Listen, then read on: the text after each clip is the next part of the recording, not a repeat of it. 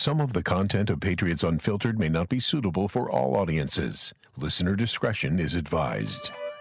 The world's original podcast. Welcome to Patriots Unfiltered. The field goal kicker stinks. I know, but And he got cut the next day. Well, yeah, but that was the cover-up. But you say that, but then they keep winning. They keep winning they games that literally they have just to win. lost. How'd they the do last Browns. week? So what? They're in the playoffs, and No, they're not. what do you mean they're not? I do want to talk about the Drake May nickname. Done the research. I understand how it started. I like the reasoning. I literally explained it to you last week. What's the matter, Evan? What? Why are you laughing? 16 minutes without any X's and O's. So Paul wants to do nicknames. I've got tons of them here. Drake O. This person's writing in The Force. Delete. I used AI for the nickname, and it came up with the humble howitzer. I agree with Fred now. But the nickname is The Way. Drake May. The way. The Way. Are you going to continue this tomorrow on Catch 22, Yeah, I of course, can't right? wait. This is Patriots Unfiltered. Presented by Toyota's official website for deals, buyatoyota.com. All right, welcome back to Patriots Unfiltered. If you were here yesterday. Of course they were. It is Wednesday, New Year's Eve here at Gillette Stadium, and we're getting ready for the Miami Dolphins Sunday at 4:25.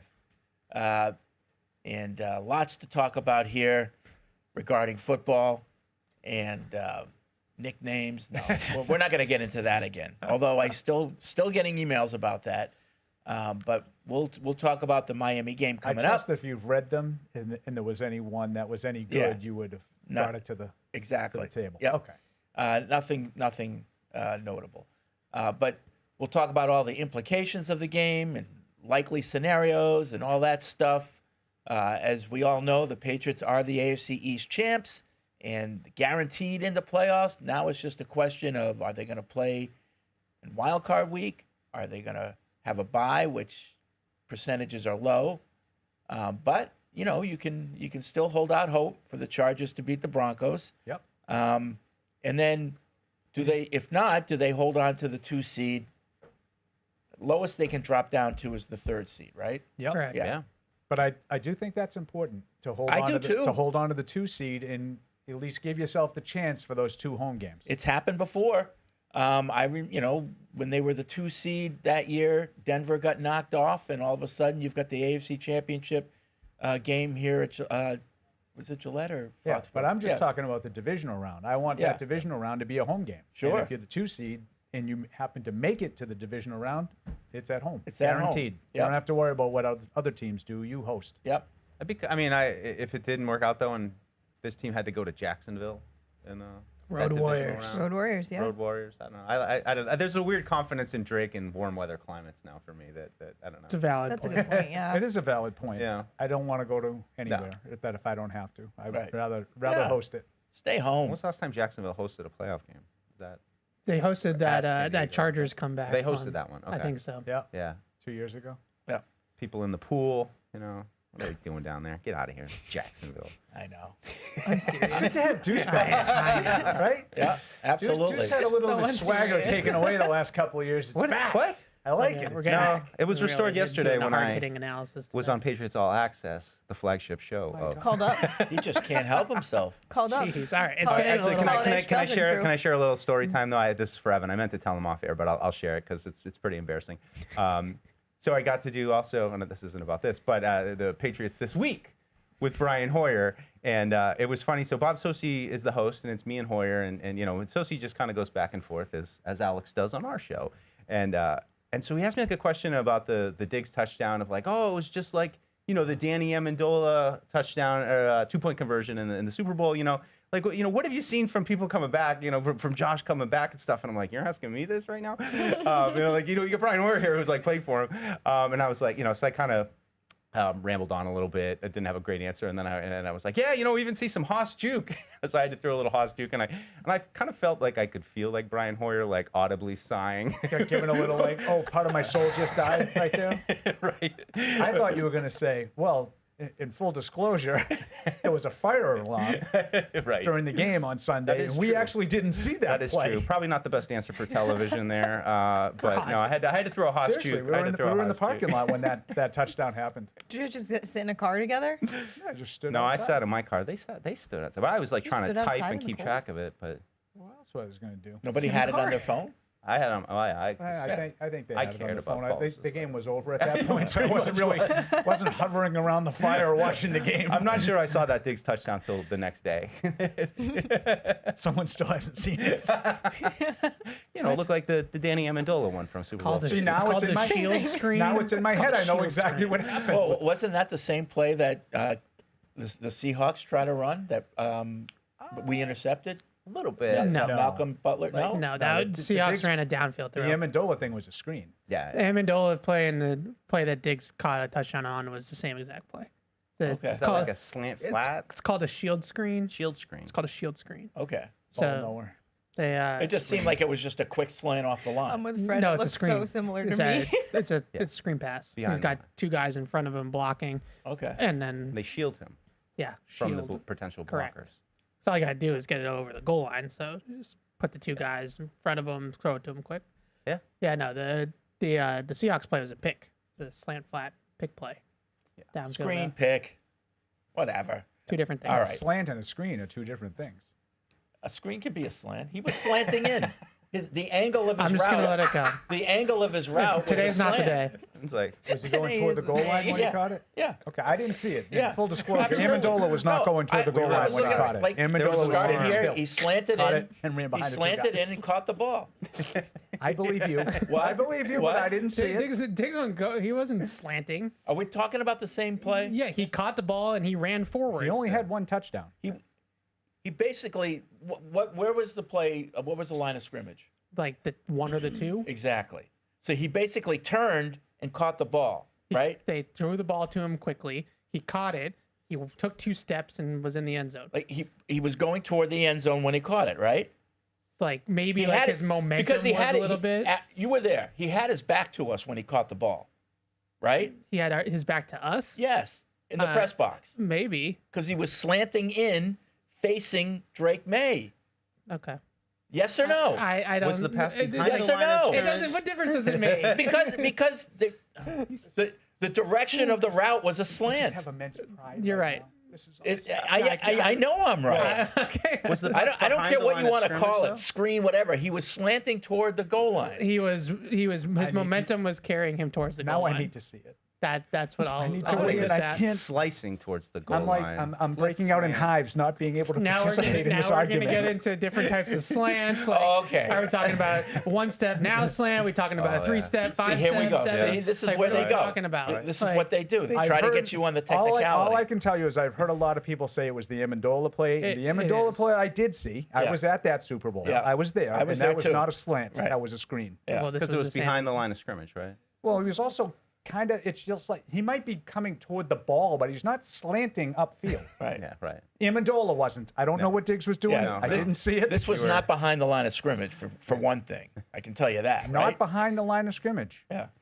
Okay, that's not the way it was been described to me. Correct, Evan? It was definitely behind the line of scrimmage. Oh my God. Oh, okay. All right. It was at the 1 yard line. Okay, all right. We're doing this. just- I guess we're doing this. I'm just kidding. All right. Argument of the You're year? asking. Late I'm contender? telling you. I'm not even arguing. I'm just What is a literally slant? sitting next to you. Fred's arguing. not even arguing. All right. Well, that's good. We had something to argue we'll about. do- I We'll gotta see it. What the- was it what like is a a three? Was it slant? a three, like a 3 yard pass? or three something? or Fourth and goal from the yard. 3. Yeah, So yeah. technically, I guess he could have been upfield. Slanting. It wasn't slanting. the first thing I according to thought- everybody who Tell saw us. it. The first thing I thought about is, Malcolm Butler play. That's the first thing I thought. Well, that's the wrong Super Bowl play. This was the Amendola 2-point I know, conversion. but I said the first thing I thought about Well, those are 2 different plays. was the Malcolm It's Butler. not at all similar. Yeah, yeah. Huh? I don't know. That's a slant flat. Hoss juke. I really wasn't trying to argue. Sorry, I brought up Hoschuk. I feel like I set us up for this. we'll do the slant route tree a different day. Okay. So All go right. ahead and A catch 9 route? 22. Yeah. Give me a 9 route. That's Okay. a go. Listen, I knew that. There is a slim possibility I'm wrong, but it's slim. Yeah. It's slim. As always. It is really slim. I love it. I love it. Okay. What else? What else? What else? It's New Year's Eve. New Year's Eve. Is it? Yeah. I didn't know. What's your Patriots resolution? Oh. Resolution for we the didn't do all the Patriots. resolutions this year, did we? We should talk about that Yeah. a little Alex, bit. you strike me as a resolution person. Last year, I tried to give up cursing. Oh. Didn't work. F that. How long did that go? Like a month. In 3 months. You went a month without cursing? Shit. That's impressive. I know. I couldn't go an hour. My Remember when Andy favorite- couldn't make it an hour? Yeah. Andy actually had money on the line and couldn't make it an It's hour. difficult for me. like I don't know it's like why a it's contest. difficult for me. But like when we had that beginning of the year meeting with Vrabel and he's apologizing for cursing in front of me, and I'm like, you don't know me that well. The young bros these days throw out the F-bomb like it's just part of their speech. I Like it's think- like nothing. I think Bill Burr has a pretty funny bit where like New England is the only place where the F word can be a verb, a noun, an Yeah. adjective, Oh, yeah. all of it, an Yeah. adverb. It's wild. Yeah, so if people want to call or write in with their Patriots New Year's resolution, I don't want to hear about your personal ones. I don't care. Oh. But this is about Patriots. Okay. Yeah. I don't know if I What's have any yours? Patriots ones yet. I don't have one. I just Okay, thought of gotta it. think about it. Just try to be a little bit more positive about the team. Yeah. Take after Paul. Yeah. Positive Paul this year. My New Year's You got resolution. to adjust by what's happening on the field, Alex. That's all My I New can Year's tell you. resolution is to make Paul a Patriots fan. All I can tell you is when they go 4-13, there's not a lot to be positive about. Fred somehow did it for a whole 2 years straight. Oh, boy. But I couldn't do it. When they go 14-3, I don't need any prodding to be positive. Oh. They We tried our They best. win all the games. It was a long couple years. We did well. Fred We did got it. through it. Did we? Fred did it. Barely. Baghdad Some of Bob us did better it. than others. We were if hanging we're on gonna by be a thread honest. there I don't know. for a couple times. Baghdad Bob pulled it off. I think probably a month or a month and a half into last year, I turned. Oh, yeah. I turned. Side. Yeah. I kind of Fred saw the writing on the wall. There's no redemption for this season. Eesh. All right. Was it the 18 consecutive run plays that Jacksonville ran in London? Yeah. That was really a low Okay, point. but real quick, for the people that don't read the newsletter, we have end of year superlatives for the show this year, like awards. So like, let me actually just pull it up. Okay. Yeah. So this newsletter, this week, we will have the winners of best argument, best bit, best caller, best call, best emailer, Oh man. best email, and best Fredism. I think I got them all. And I got a legitimate complaint about this, that we should have given people notice that we were going to do this early in the No, season, but I so they just could thought have of kept the track. idea last week. Right. So for I'm an next year, idea man. we're going to do this again next year. Yeah, So we'll make it a tradition. Yeah. This is the first annual. And it's not too late if you want to put in whether or not Diggs was Right. a slant or a screen There in you your go. argument of the year. Okay, that's so what. not That's too why late I for that. said a I late looked this up contender. for you, Fred. Nothing's going to The beat pass the traveled Commanders' argument, though. 0.4 air yards. okay. So technically speaking, it was past, Okay. down the field. Andy, you need to Okay, you need to now declare victory if you're Wait, Andy. we're making progress. We're making Air progress. We're making progress. So therefore, in that respect, you were correct. That's I can admit that. Okay. I'm big. Did that hurt? That's big of me. Sounds like a Do screen. you feel okay? 0.4. That's like, Muhammad Ali losing to some tomato can in a boxing match for him. Oh. Oh wow. Like what was Mike that? Tyson? When he got knocked down by what's his face? Trevor Burr. Who? No, who's the guy? Chuck Wepner. Chuck Webb. Yeah. Chuck Wepner. Yeah. Who beat Tyson? Who was the one that? Oh, that Douglas. Buster Douglas. Buster Buster Douglas. Douglas. That was a beat legitimate down, though. knockout. Yeah, like he beat Yeah. the crap out of him. Yeah. Tyson just wasn't ready for the fight. Yeah. I guess he was. He didn't know it was a damn show. He thought it was a damn fight. So, all right. Throw in the damn towel. So Thunderlips? nobody knows. Nobody knows slants like Freddie Fields. I would love to talk slant routes with you, Fred. What's your favorite kind of slant? Just the complete one. You just did Yeah. the thing The one that that they people catch. like. What are your five favorite players that men do to women when they say they like football? That's what you just did to Fred in a different way. You're right. Yeah. You're right. I did. Now, listen, I don't know the anatomies of all slants. I'm sorry. I just know what I see. That's all. Yeah. He's got this smile on his face, and this just utter contentment. 14-3, really looks. It looks great on you. Listen, there's sure. a big difference. I wear it well. You run a 3-step slant when you're supposed to run a 5. That's an incomplete pass. You're gonna have a bad sure. time. yeah. Oh, not all ball's gonna get slants there are too. created equal. It's gonna be behind. There's skinny slants, right? Yeah, exactly. yeah. There you Yeah. go. Not Not That's to be 5. confused with a skinny post, which is a little different. Yeah. It's kind of a slant. It's basically the same thing. Yeah. Yeah.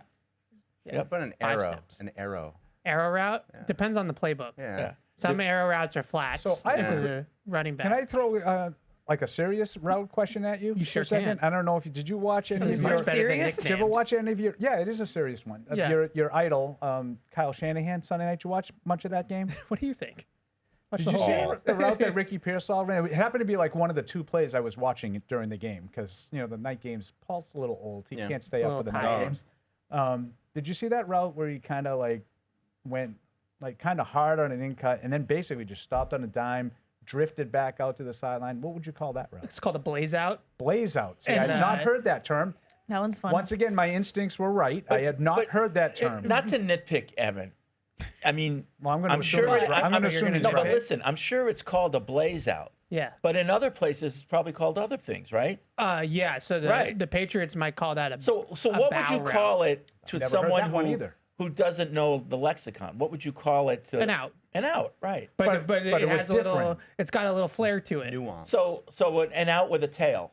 No, it's the other way. Do you know the one I'm Because talking about? he runs, he stems it up and he runs it like he's going to break in, and he gets the corner to bite on the fact that he's going to break in, and then he breaks out. It was almost like Okay. a deeper jerk route. So it's an out with a head But it was fake. so far downfield, and it took so long with to a develop. nod is what we would Okay. call it. With a nod, Okay. a little nod to the Yeah.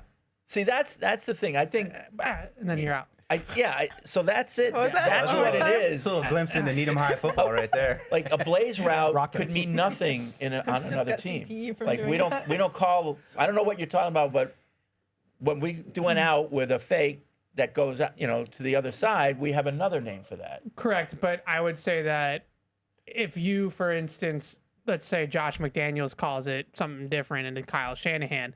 Josh McDaniels, if a new receiver comes in and says, "Oh, you want me to run a blaze out?" He's still going to know what that is. It's not like we're talking like Right, because he's explained the route to him, like figuratively. No, I mean like you kind of just like know different languages Okay, a little bit all right, enough. all right, fair enough. Yeah, but, yeah. But I'm just saying that sometimes like football people can get so involved in their lexicon that it's really just gibberish.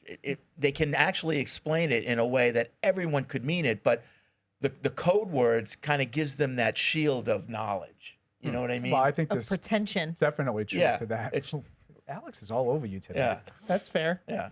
I think that the difference is like an out is just an out without the little snazziness at the top. Right. Whereas the blaze out has a little. Yeah. But I don't need to do it again. Night at the It was- Roxbury. but my route was I'm great. going to I call that a would've- Roxbury. That's called suddenness at the top of the route. You create great separation. there. Right. But if you just call it an out. Now we're just running an out. Like it's a different route. Right. And what I think, in all seriousness again, what made this particular play, I think, effective was Ricky Pearsall really ran the route well. Yeah. He sold it really well. And So you let me have to ask- have an ability to, the stop and start ability. Not everybody can go 100%, stop on a dime, cut one way, and then go the other way. All right, so let me ask He you a obviously question. And I'm probably going to sound stupid here, but it's just an honest question that I have. What do you call the pass that is behind the line of scrimmage, is parallel to the line of scrimmage? Those quick throws that are, A now route. those are called an out route? A now. A now route. NOW. A now now. route. Throwing it now. See, if I'm doing the blog during the game and I say, oh, that was a now route, no one's going to know what that is, I would agree with you on that. Yeah. So there's a couple of different things. Like you're talking about, like probably, like the quarterback's just going to see off coverage and the guy's 8 yards off the line of Yeah. scrimmage, and he's just going to take the completion, right? And usually that's like kind of like an RPO, where it's probably a run play, but he sees the off coverage and he's just going to throw it out there. Most people call that a now route because you're popping up and you're throwing it now. Okay. And then, in your opinion, what constitutes the flat? Like, there's a pass to the flat.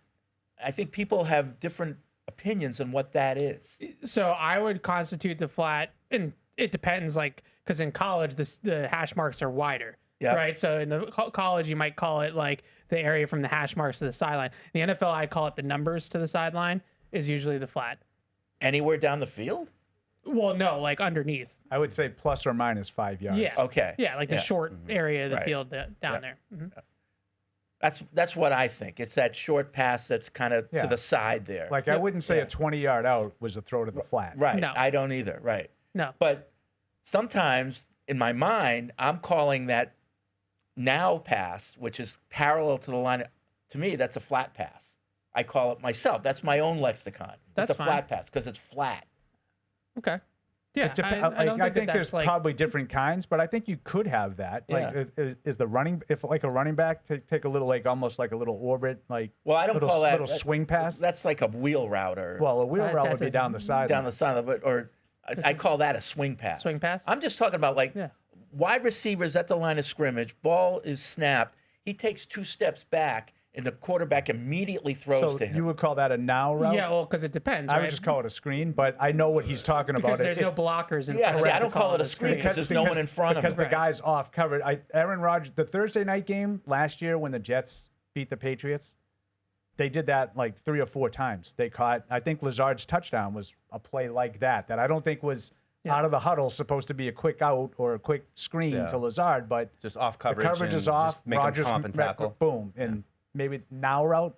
Yeah, Rodgers another is term I'm not really familiar with. Rodgers is right. really known for those because he'll just read the technique of the corner, and usually it's a run play. It's usually supposed to be a handoff, but if he sees that space and he's got a matchup out there that he likes, he might just throw it out there. Yeah. And then like in that situation, I think not trying to knock Marcus Jones, but he was trying to cover Alan Lazard, which is obviously a huge size mismatch. So he just threw right out to Lazard and let him. Now you're Right, playing. now you make a guy miss. Now it's playground rules, right? Right. Yeah. Yeah. So I never knew what the name of that was, so I always call it a flat pass because it's kind You of could flat. call it flat pass to the, flat. It's not to the, but to me that's not to the flat. A flat is over the line of scrimmage somewhere. This is behind the line of scrimmage. I think it's kind of the same. Yeah, I see what you're saying. You know what I mean? Yeah.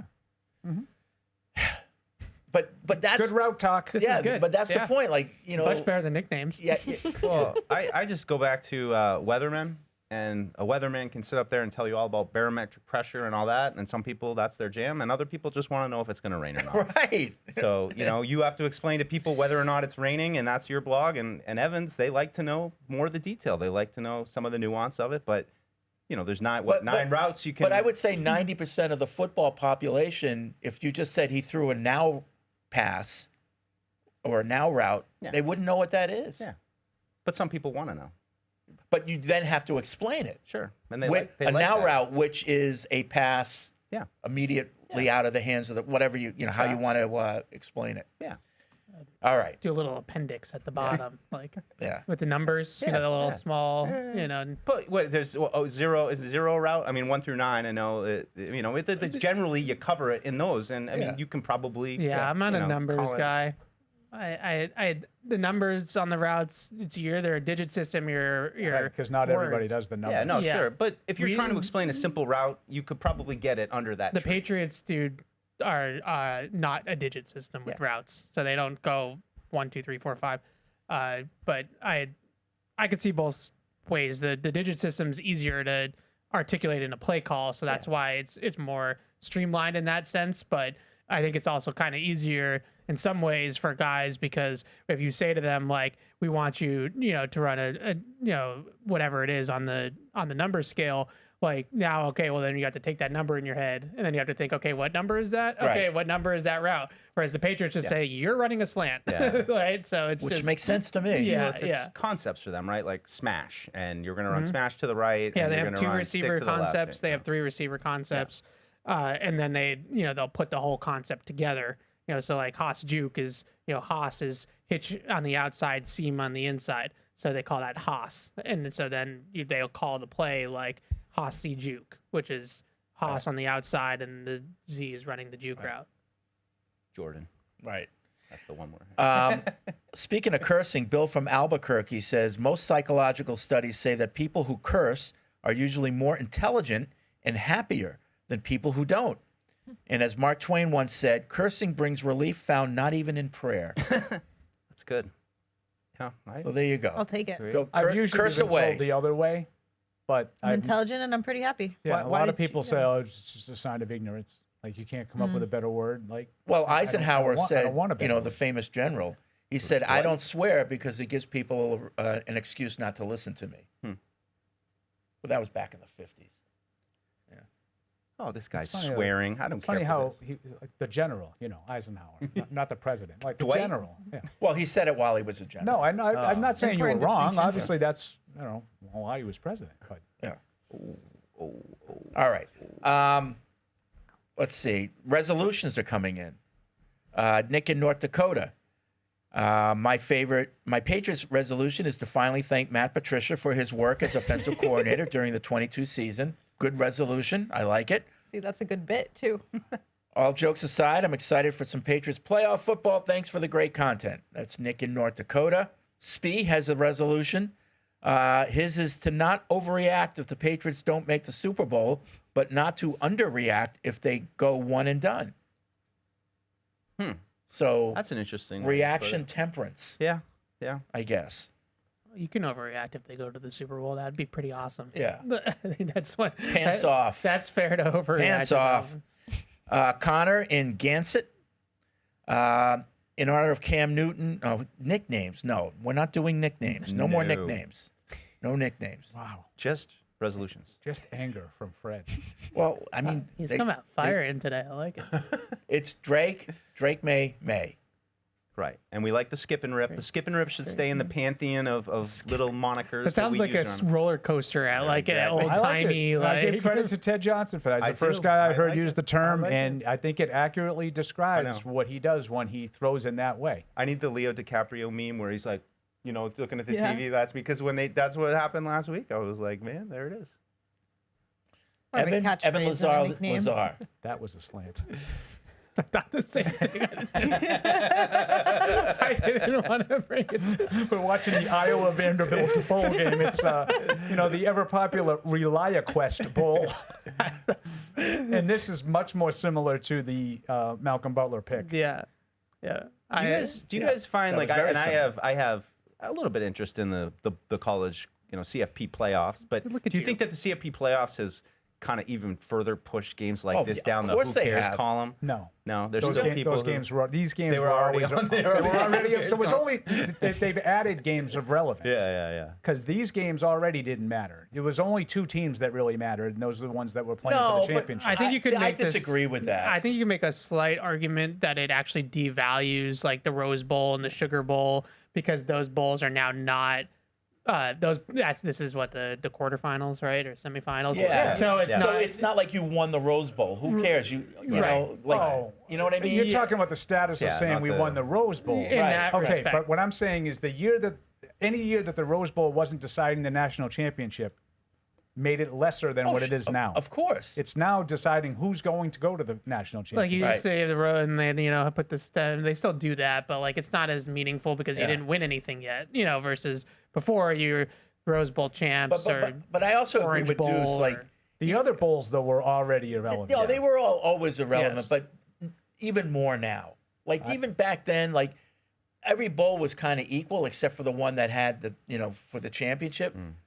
So like if your team was in the Liberty Bowl, okay, we're gonna win the Liberty Bowl. But now it doesn't matter because you're not in the playoffs. Well, yeah, but it used to be like even the bowls that weren't the championship game, like when there's BCS days, like the Rose Bowl, Fiesta, It mattered. Sugar, Orange Bowl, Cotton Bowl. Yeah, like those bowls did matter, They even if mattered. it wasn't for the national championship. I It's- agree. I don't think they mattered more then than they do now. I don't know. So those but are all the bowl it's just- games that are going tomorrow. It's No, just because different. there's a bigger game now. It's just different. There's that national. I hear what Paul yeah. is saying, but Yeah. it's just a different type of matter. Yeah. Like, And I think you're also just talking about the New Year's Day bowls. Yeah. Those were once huge, even if they weren't for the national title. I'm sorry, the Independence Bowl and the Bluebonnet Bowl Oh, yeah. were never huge. And these are the games that are being played that we're talking Yeah, about. right, They were right. never relevant to anybody The other rental car bowl wasn't Right. Anybody other than the Mighty schools that were Car actually Care Bowl. playing in them. Like when Doug Flutie was at BC. BC was a pretty big deal around here. They won the Oregon. And they played in the Liberty Bowl once. Yeah. And it was a huge deal for Boston College, but it wasn't a huge deal around the country. No one cared. Okay, but you like the Pop-Tarts Bowl. Admit it. It's funny.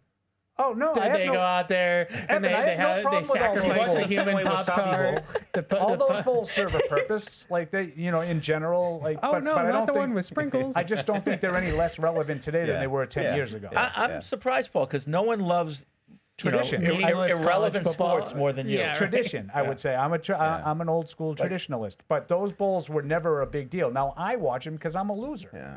I watch that stuff. You and Barth.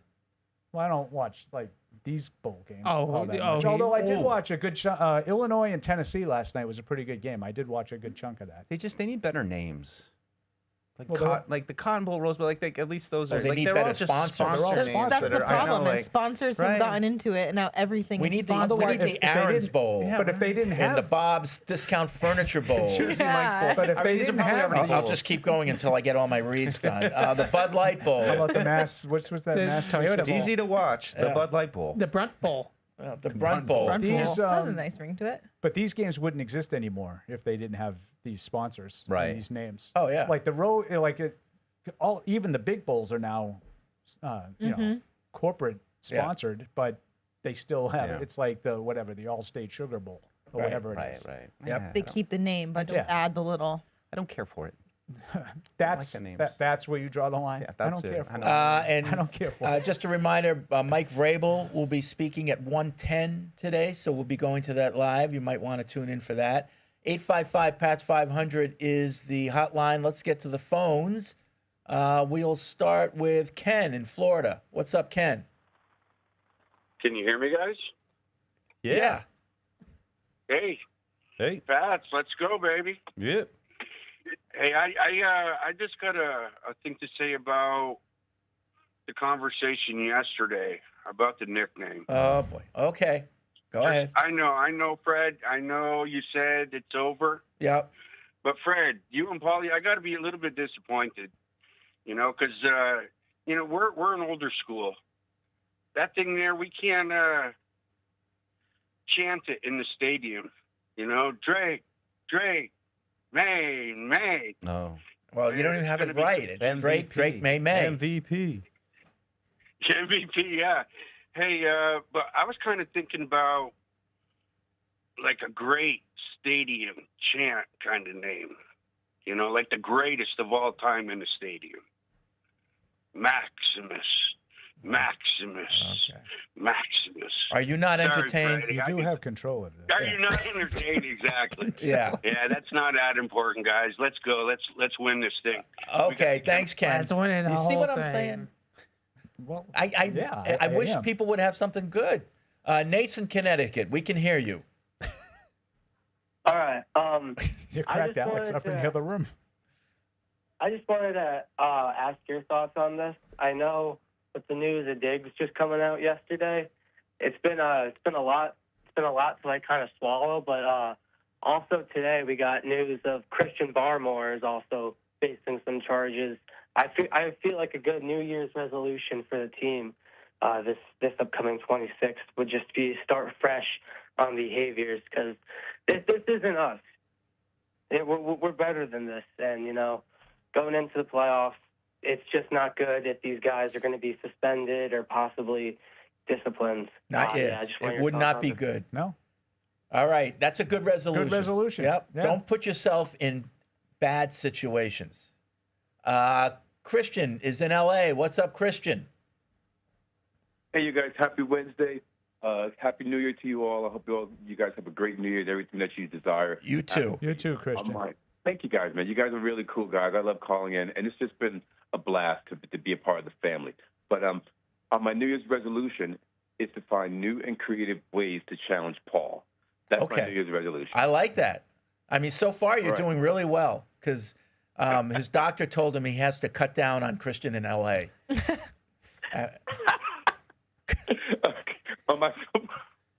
On my football stuff. You're having a show, Fred. I'll be here all week. Try the veal. As he leaves. Oh, please don't leave. All right. On my football stuff, I want to know who you guys think for each game that we could play in the playoffs, the one player that if we shut that player down, we could make it to the next game, eventually to the Super Bowl.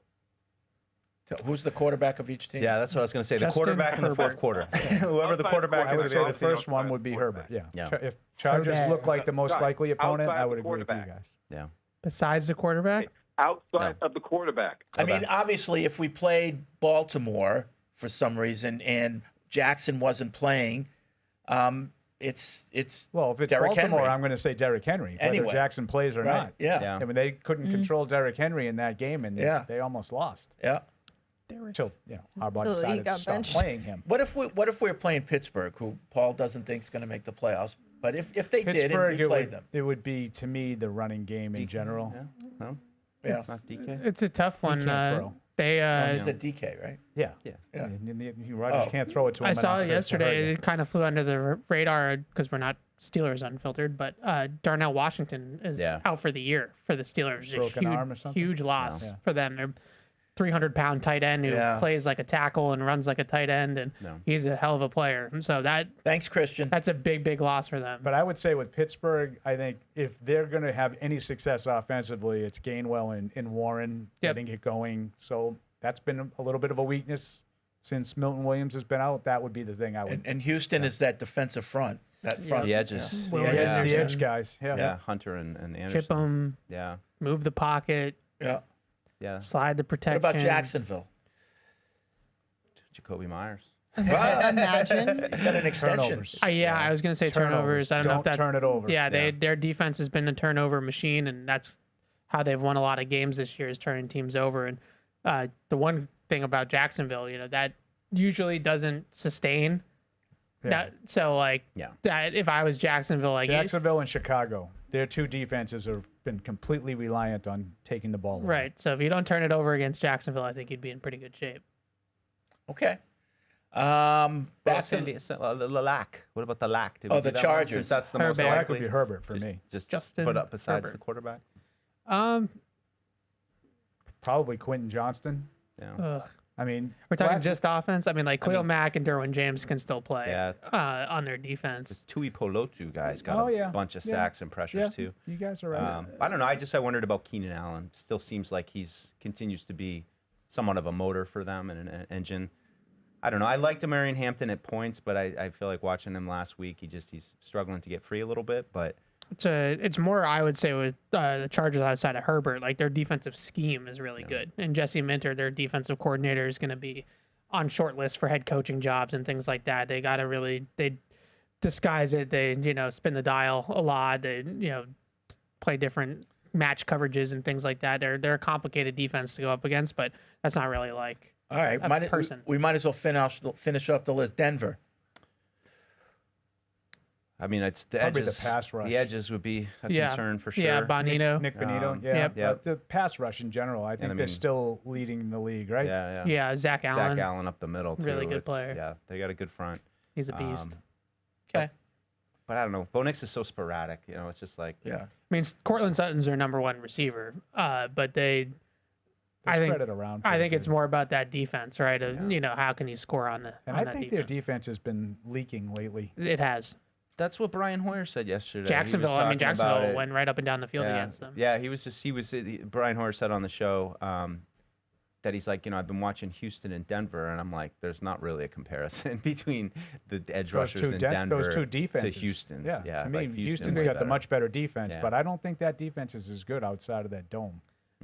Yeah. He also with Denver, so much of their defense is Surtain, but the way the Patriots play offense, it's not like they have this number one receiver that they have to feed the ball to, otherwise it doesn't work. So, with Surtain, you go up against certain matchups where he can shadow whoever their number one guy is and take him out of the game, that becomes hard. I mean, I kind of feel like no matter who they play, the theme is protect the edges because, there's some really good edge rushers in this league. I mean, Josh Hines-Allen, right? He's another one. And put with- down in and- but Jacksonville. He's having a really good year. When you start talking about Denver a little bit too, and that Surtain thing, if Surtain could take one, if he were to take Diggs out, and now you don't have Mac Hollins, so now you're asking, some other guys to do some volume stuff that they, like Booty's been really good, but he's not really been a volume guy most of the year. I think he may have had one game, 1 or 2 games.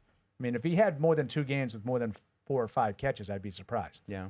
So you're asking him to do something he really hasn't done. Yeah. And you know, Riley Moss on the other side's gotten picked on all year. all year. And so like that's they're vulnerable You outside have of to win that Surtain. matchup. Yep. You know, I know, Paul, you mentioned about volume, and really the volume people have been Diggs, Hollins a little bit. Diggs and Henry. Hollins. Yeah, And the tight ends. Right. But I'm telling you, I know you're going to laugh, but Chisholm, I think I don't I really think think he's going to be he active. could be a volume. Oh, he's going to guy. be active. They only have I'm not- 5 healthy receivers. I'm not sure. I think Booty will be back. Yeah, but they would still only have 5. Booty, Diggs, Pop, Yeah. Williams, Chisholm. Because Matt Collins is not going to play. Yeah, I'm not sure he's going to be active. He might be. I'm not So telling they- you he so won't they be. roll Caught with- a touchdown. they I mean, roll you with gotta 4 get the receivers? Chiz I'm not in telling there. you he won't be active. I'm not going to be surprised if he's not. Like if they're missing one receiver, it just knocks Yeah. Williams up. Williams doesn't play.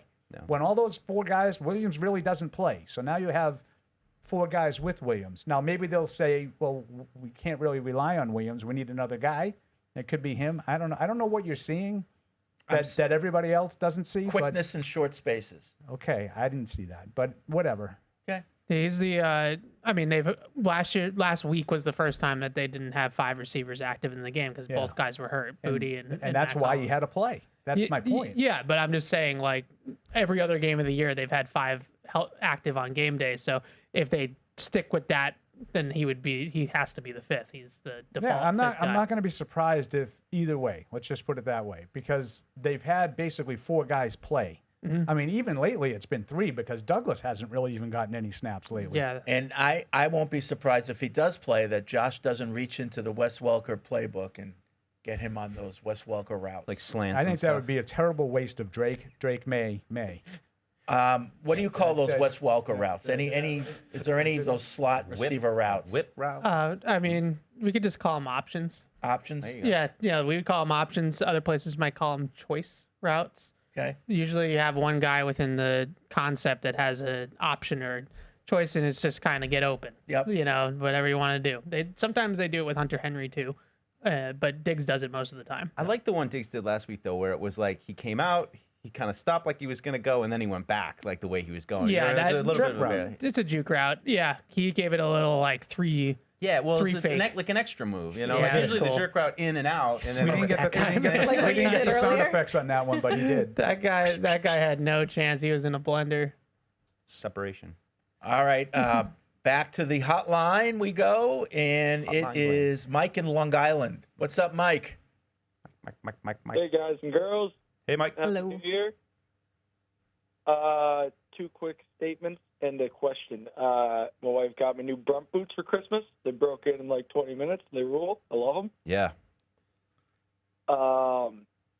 Evan's comment on hearing D-Train for the first time yesterday cracked me up when I was going Yeah. home. That's tough, man. Not a That's a D-train. tough one. It's pretty hilarious. I think he still calls me it too. Whenever you call him D-Train, my Holy Cross guy. It's a horrible nickname. Like I'm deuced. Hilarious.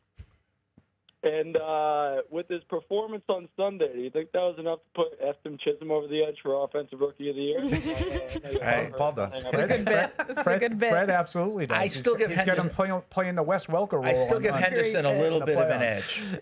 See, he's still, and I'm being Happy New sincere. Year's, guys. He All right, reminds thanks, me Mike. a lot more of Amendola than Edelman and Welker. Like, I think he's more of like, Oh, there's nothing wrong with that. yeah, I think he's more Amendola. And Why do you say that? Just the way that he plays. I think Edelman was more explosive, faster. Certainly, I think Welker was quicker. Amendola and him kind of are a little bit like sturdier, a little bit thicker builds. But Josh McDaniels said the same thing in the summertime. He said that, you know, out of all the guys, he reminds him the most of Amendola. And I think Edelman's straight line speed was underrated. I think he was pretty fast. I do too. And so I think that was different. Like, For a little guy, he had long strides, Edelman. yeah, like I know that the turf monster got Chisholm, but like everybody's like, he might have scored. I don't think so. He was just really excited. I think he would have been caught.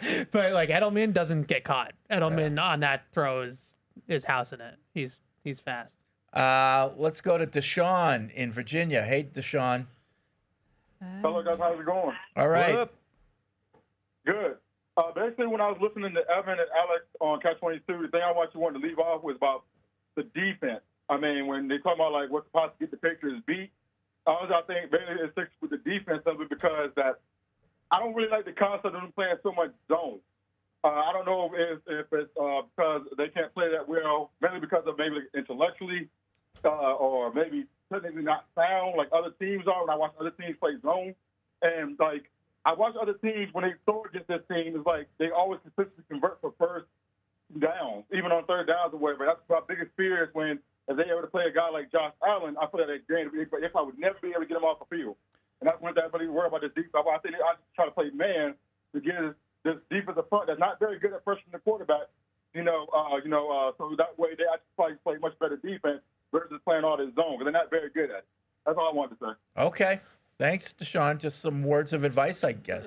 Yeah, we talked about Deshaun. they are 12th in the league on third down, so they haven't been terrible on third down on defense. But we talked a little bit about that, and I think that one of the things that when we talk about man coverage is like it's not just Gonzalez and Davis that have to play man coverage; it's the whole defense that has to play man coverage. So who's covering the tight end? Who's covering the running back out of the backfield? Those are things that maybe they look at and say, we don't feel great about our options in man-to-man, against tight ends and backs with our linebackers and safeties. And so they have to kind of protect it a little bit, and they can't play maybe as much man, but maybe in the playoffs, they'll ramp it up. Like that's sort of what I've been waiting for is once we get to the postseason, when they play better teams and better quarterbacks, do we see more of that cat coverage? Yeah. I got to look for the trends in it because I've just been tracking the man zone splits all year. But I think, Ev, you made the point last week of it's kind of the NFL now and the Patriots are still like above the league average in man defense. It's not like they're just a zone defense now.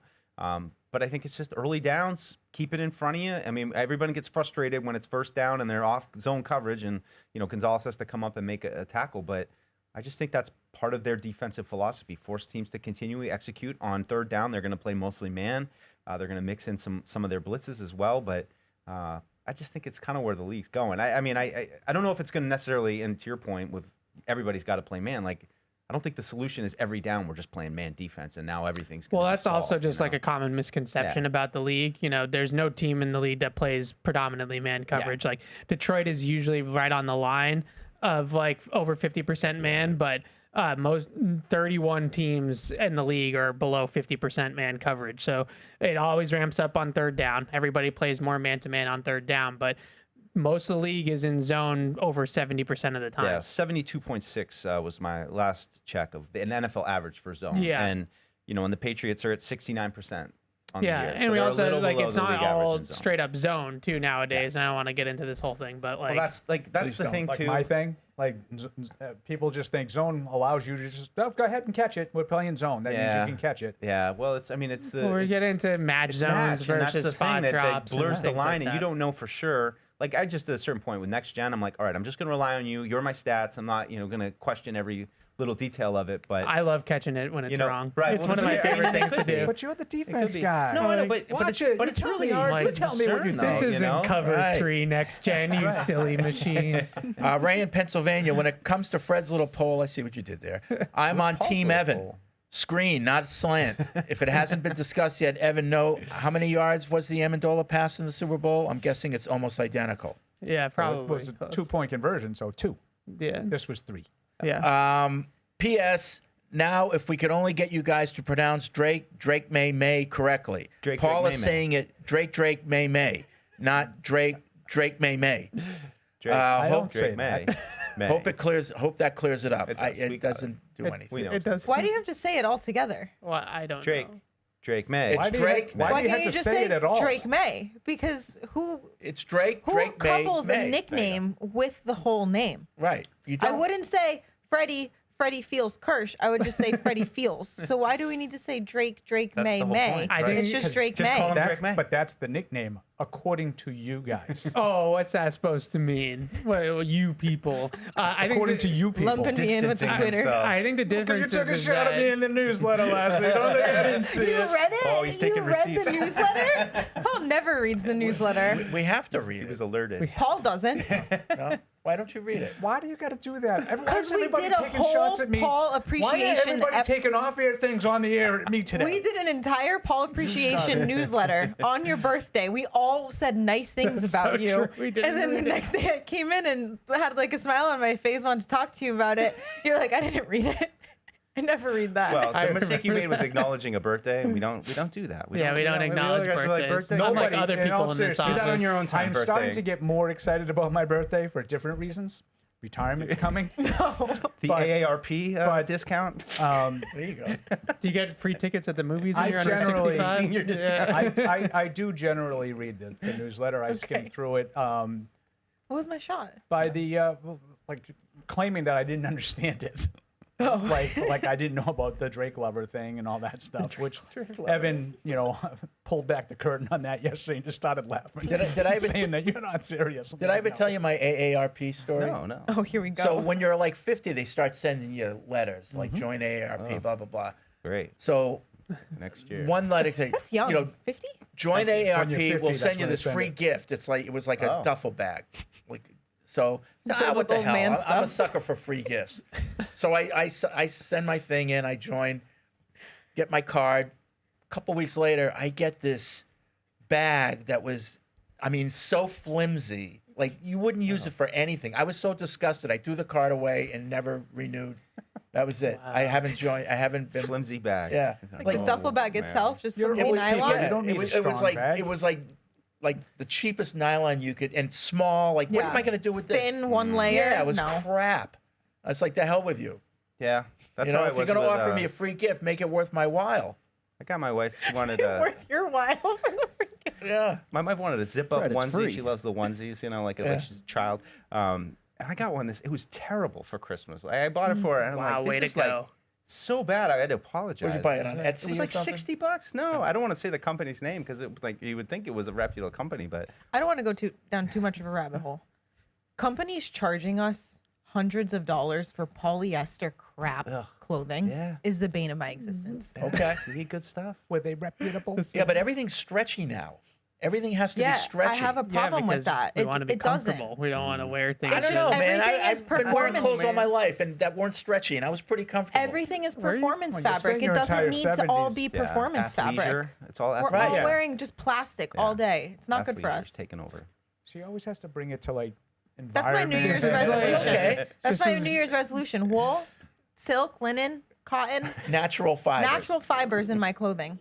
When I talk like football jargon, that's like I understand. When Alex starts talking about these types of things, like It just makes me feel bad about myself. now I'm just like, what is she saying? right. Like I get it now. It's annoying. She's gonna be like all wool sweaters, like sweating her ass off over Linen here. summer. Like, I feel much better. Gonna All be a right, linen we're gonna, summer. Alice, we're going to take a break. I got to eat. And then remember that Vrabel will be with us at about 1:10 or thereafter. So we'll cut to that when he comes in. But we'll be right back after this.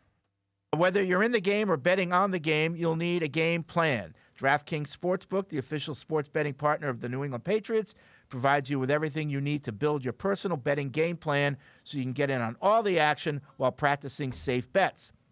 Visit DraftKings.com/responsible-gaming to learn more about all the safe betting tools DraftKings has to offer. Hope is here, 800-327-5050 or gamblinghelplinema.org. Must be 21 plus. Play it smart from the start. GameSenseMA.com. Physically present in Massachusetts. See DraftKings.com/responsible-gaming for details and state-specific responsible gambling resources.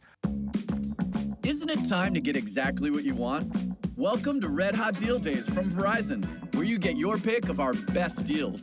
Like My Plan, where you can pick the perks you want and save on every one. For limited time, bring your own phones to a Verizon store and you can get My Plan for our best price ever. Get exactly what you want in your phone plan and only pay for what you need. Bring your phones to your Verizon store today and get My Plan. These deals won't last. It's your Verizon.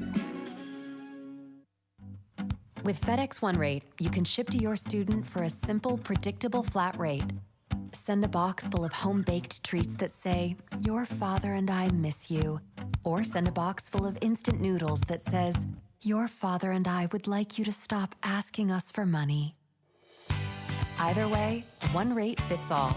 FedEx One Rate. 2-day shipping, one flat rate. Starting at $14.50. Visit FedEx.com/OneRate for details. Exclusions apply. If you're gonna play the game, boy, you gotta learn to play it right. DraftKings is all about responsible gaming. It's more fun when it's for fun. So play responsibly. DraftKings, the crown is yours. Gambling problem? Call 1-800-GAMBLER. 21 plus. Age and eligibility varies by jurisdiction. It's time for another edition of Pats from the Past podcast. It's Matt Smith. It's Paul Perillo. And it's number 55 in your scorecard, but number 1 in our hearts. Willie McGinnis joins us. Willie, thank you so much. Appreciate it. Good to be here, man. So, I don't know if you remember this. Many, many moons ago when we started this, Brian Morey and I had this great idea to do Pats from the Past, talk to guys who used to play, go down memory lane. And the first person we had was Willie McGinnis. Really?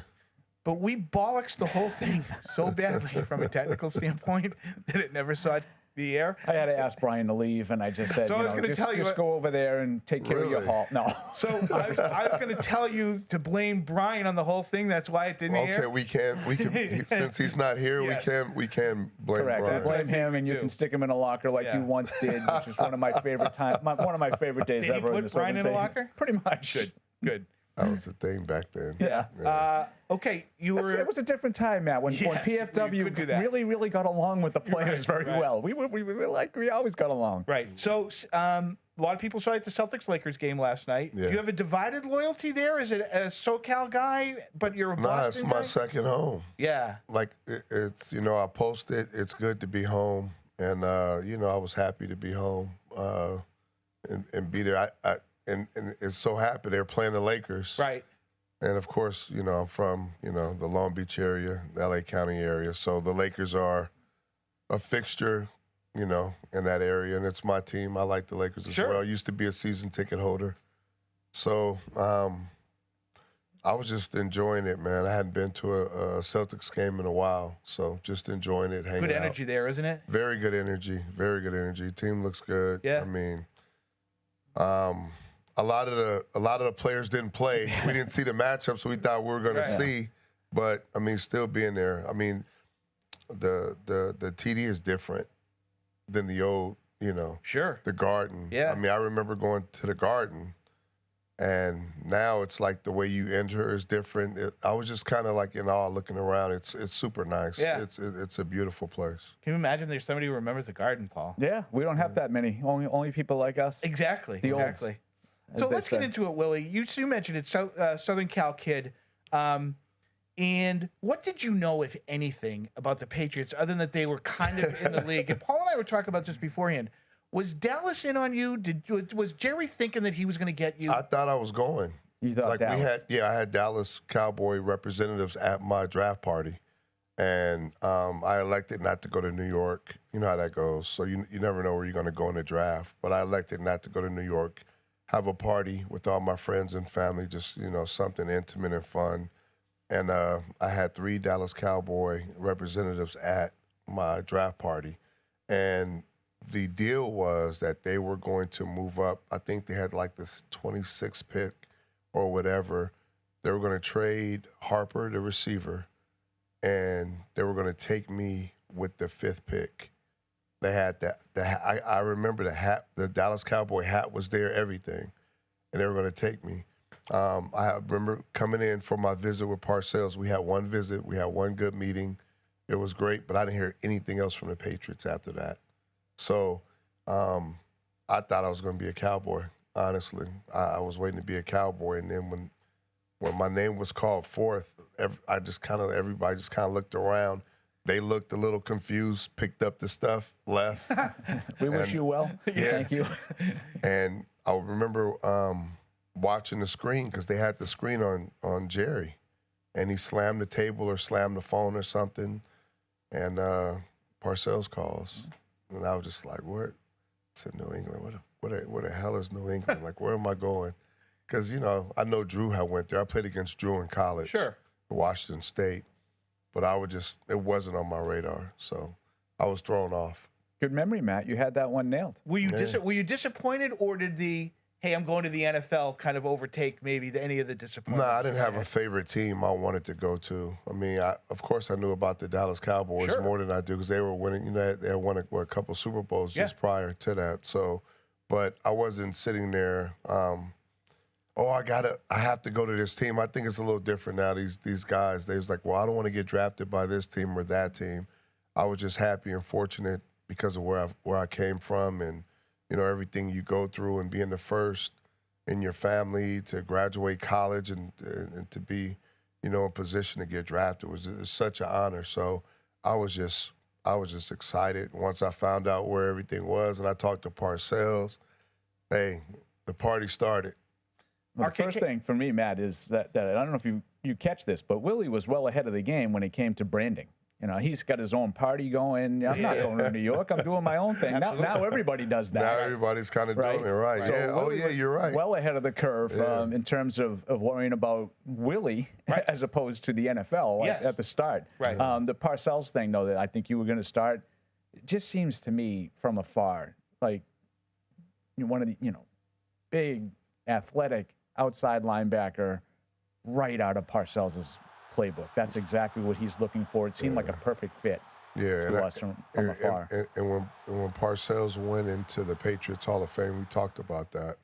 His evaluation, like when he evaluated players before he became a head coach, like when he used to evaluate players and the style and type and prototype of players that he used to, scout and bring in and want on his team. And then when you look at the Giants team that he won a couple of Super Bowls with that staff, and that's the type, that's the prototype, the big, the fast, the physical guys. 6'4", 4'6" guys, 6'4", right? like Pepper and LT and all those guys and the big D ends, like that was just him. And then when I got drafted and got here, there were a lot of Giants, that were on the team that he had brought over, that kind of fit the bill for him.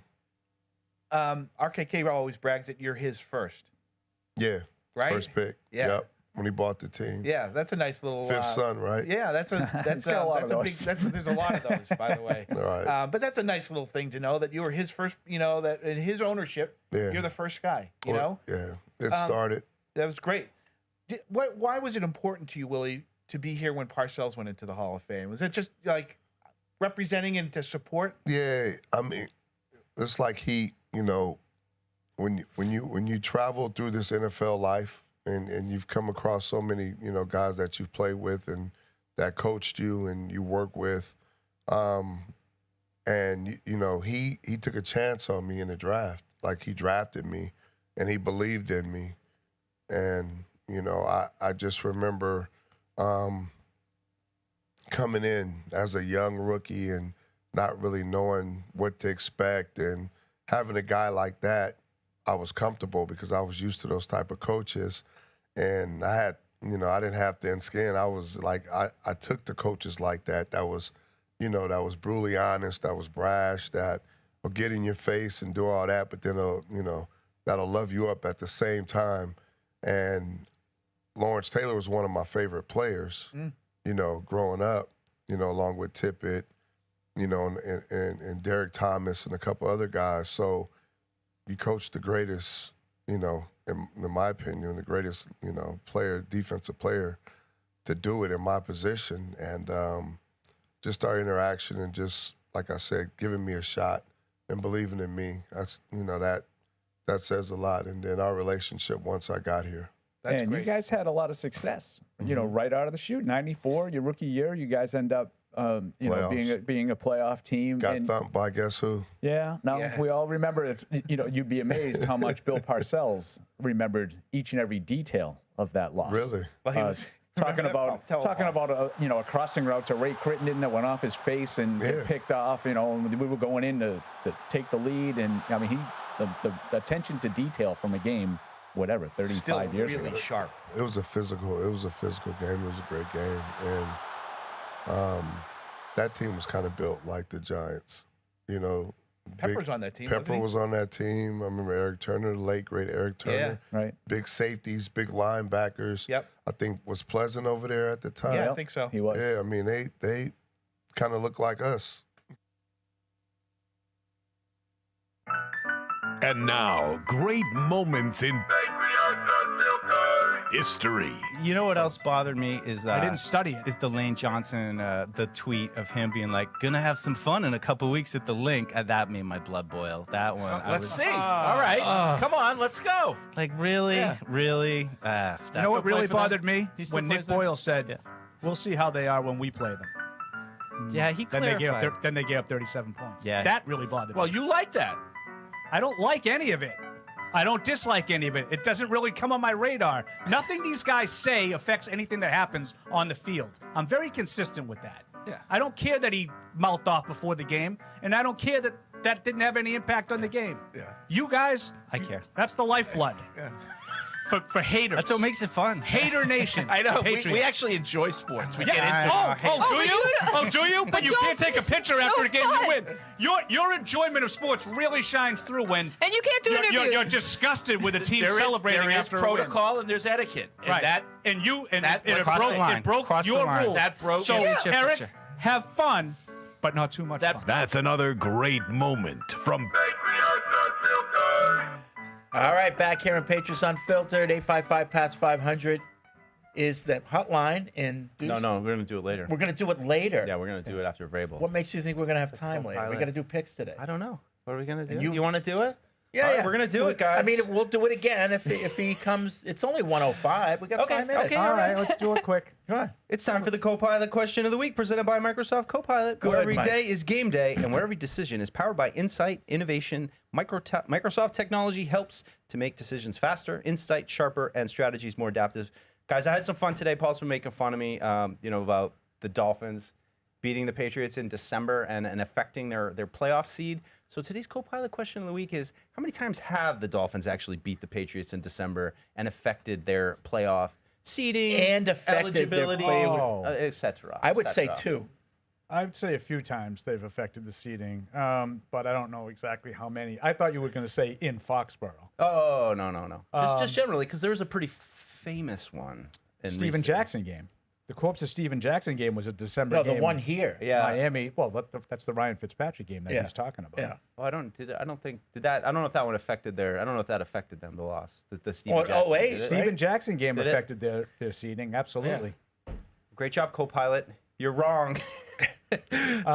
No match for Paul GPT. I believe that was the corpse of Steven Jackson game was in my infamous 2015 rant where Bill self-destructed down the stretch. Yeah. And had they lose the number one Harper's seed? muff. Yeah. The mortar kick. We're going to kick off in overtime. Yeah. And then the Steven Jackson game. They lost 4 of their last 6 games. Now, Maybe that's why ChatGPT didn't get it. It was not Copilot, specifically that Microsoft game. I don't Copilot. know. Maybe What did I the say? damage had been done. No, sorry. They're all powered by that. Anyway. So- It is all powered by ChatGPT. all right, so 2018, the Gronk, so that didn't affect kickoff, seeding, right? Said they lost the number 1 seed on that one. But they still had a bye. They still got a right? bye. Yeah, but we went to They Kansas lost City it. for the AFC Championship, Yeah, right? they had to go to the AFC Championship. And that's why if they won that game, they wouldn't have had to go to Kansas City. I don't remember. Okay, According to That- AI. that's one. 2019 was the one I famously brought up where they lost the number 2 seed Right. and fell to the number That's 3 the one seed, that has losing to scarred Ryan you Fitzpatrick. for life, evidently. Yeah. It did. And then 2020, they actually, New England's loss officially eliminated them from the playoffs against Miami at the end of 2020. Couple other ones, 2008. I do not believe that that's accurate. No? But It did you might drop be them right. to, like, I think 7 and 9. I think it was. Oh, that was the last game of the year. They could have made the playoffs. No, it's the second to last, maybe. Sorry, I think they ended up 7 and 9 that year, maybe. Oh, okay. So that was the game that eliminated them from the playoffs. Yeah, Okay. yeah. What about that 08, makes sense. Paul? 08, the loss. No, they At home. They lost at home, but that was like week 3 or 4. Yeah, 06. The, the Wildcat game was Yeah. 08. Yeah. That was very early in the Yeah. season. Okay. It was like Then they week 3. won in Miami later in the season. Matt Castle threw for over 400 yards. In case you want to take notes there. 2006, they did lose For 21 the to nothing. newsletter. But- So what? Maybe 08. It was Miami won a game late that knocked us out of the playoffs. Miami beat the Jets. Right, and that knocked us out of the playoffs. At the Right. Meadowlands. Right. Yeah. They also lost to him down the stretch in 09, but they still finished in the number 3 seed. So, yeah, there you go. Okay. We banged it out. think it was right. Maybe not, but sounds They good. lost down We're the trying. stretch in 09. I'm intrigued by this game. 21-0? 22-21. 22-21. I'm gonna see this. No recollection. 09, the lost year. That year was crazy. My lost year is 2015. Yeah. 22. I'm telling you, that was the beginning of the end for Bill Belichick. The Yeah. end of the, and I know it sounds ridiculously stupid because he won like 2 more Super Bowls. But that, I'm telling you, that was a self-destruction unlike anything I've ever seen. Yeah. Some of the coaching decisions. There was he something made down going the on stretch. that year, or toward the end of the season with him. Is that the year that Jordan was born? Maybe. Oh. 16? Imagine. Something to do with astrology here, I can tell. Maybe. Let's go to Mike I'll look Vrabel. into it. You harp on players making good decisions. How disappointing is it to have to deal with this type of distraction involving 2 players with alleged cases against them, right now? Sure. Well, I would say not disappointing at all. I think that these are allegations, like you mentioned in your question. It's things that we have to handle, and every day that there's distractions. Some are smaller than others, and I'm confident that we'll focus on the Dolphins, and those 2 individuals that you mentioned will be able to handle the ongoing legal process. It's outside the locker room. Like, do you handle it with it being team discipline as far as you're concerned? Oh, again, there's ongoing, legal matter, and these again are allegations, and we've made a statement. We've taken the allegations very seriously, and what comes of that, I think then we'll have another discussion. But I don't think we have to, jump to any sort of conclusions right now, and let the process take its toll. Any concern about the availability of both players through the duration? Christian's away with the illness today, and so I would say that his availability for practice, he won't be out there. But no, I haven't heard anything that would keep either player from the game. Mike, as a coach and a coaching staff, in light of all of this, how do you keep your players focused on Miami and the matters at hand on the field? How do you do it? A special focus or? No different than we've done every single week. We come in on Wednesday. We try to learn the personnel, talk about the Dolphins that have 5-2 in their last 7 games. Have turned the ball over, created 13 turnovers in those 5 wins. A running back that's first in the league in yards per carry and yards after contact and explosive runs, and some young defensive linemen that are really improving and playing well. That was our focus this morning, and trying to prepare for our opponent and put the game plan in, and we'll practice. But that's just what we do every single Wednesday and Thursday and Friday. Do you feel as though the team has a comprehensive understanding of both incidents, or are you still in the process of gathering more information? Well, we always want to gather more information, but these are, we've been aware of these allegations. This wasn't yesterday and today isn't the first that we've, heard about them, and tried to do everything in accordance with the league policy, and making sure that the league, that we're in compliance with the league. I thought the team statement said that you guys were aware in August about the Barmore allegations. Is that not true? Again, I'm not really sure of the timeline. There's been, when we've been able to, find out what the information was. These are things that, like I said, these aren't a surprise that today and yesterday this came out. The team has dealt with When they, were able to, make us aware from the court filings and some things like that. So those are all things, again, handled with the respect to the court and the process and the ongoing. So we just have to be, and again, I want to be respectful of what you guys have to do, but we also have to be respectful of what our players are trying to do and what we're trying to do as a coaching staff. We started this thing in Miami. Didn't do a very good job against Oakland or Vegas, and we were able to start it against Miami. And we're hoping to do everything that we can to finish the regular season really strong against Miami. Are you afraid that these will become distractions? Afraid? No, not afraid. I'm 50 years old and going to be 51. I'm not afraid. I love coaching this football team, and I love the way that they come to work. I love the youth. I love the veterans. I love the leadership, and I really have appreciated everyone's growth throughout this entire process. I think that's the thing that I really enjoy is just guys like Travion and Kyle being excited and Will being excited about coming back, and on our quarterback and the way Drake has grown, but our veteran leadership from Steph and Morgan and Garrett on offense, and the consistency that Big Mike's had, and Hunter, we talked about his consistency. That's what I want the best for these guys on the field and off the field.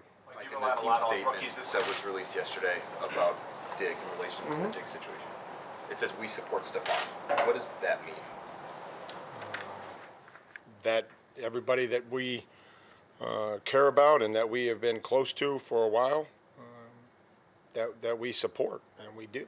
And we understand that there's allegations, but we also want to support each and every player and each and every coach and each and every staff member. Like you relied a lot on rookies this year, young players. Do you talk to your captains to be able to talk to the team in order to try to keep this on the back burner? Do you address the team personally? No. Yes, I talk to the team. I talk to the team about, making sure that we speak for ourselves. And if Steph and Christian have something to say, I support that. But we're also going to, I think, speak for ourselves and make sure that, they are focused on what they have to do and the improvements that they have to make. The focus this week is improve through practice and try to finish what we started. Mike, in the police report attached to the charge against Christian, his accuser describes being thrown to the ground in front of their child and then calling a car service that the team provides, taking her to Delaware. Then she provides photos of bruises after being thrown to the ground to police. Those photos were added to the report. In the statement, you said you guys were aware at the time of the incident in August. Since then, what has made you comfortable to continue putting Christian out at practice and in games? Well, again, just allegations, and we want to make sure that the court, that those ongoing court proceedings, and once those are satisfied, then, we'll come to whatever conclusion and whatever decision that we have to make. And we'll also stay committed to our preparation here with Miami and making sure that everybody's ready to go, whoever plays on Sunday. Historically, told you if The NFL hasn't told me anything, so I don't want to waste your time on that. I haven't had a call with the NFL. Coach, historically the team has dealt with outside noise in the past. What's sort of your message to the team around times like this one? Improve through practice and finish what we started, and speak for yourself. And again, so that's what we've talked about. That was my message, and we'll continue to do that. Can't worry about playoff scenarios and a lot of what ifs. We're going to focus on, trying to make sure that we're as prepared for a team that we haven't played. They're a lot different, and I think that we're a lot different than what the two teams that played in September were. Do you anticipate the starters playing this week? Of course, anybody that's healthy. We're gonna do everything we can to win the football game. But if they're, come on. Mike, is the clock going to start for Will Campbell today? Yes, Will, Alex Austin will be out there. See how he looks and see where Milt is from last week.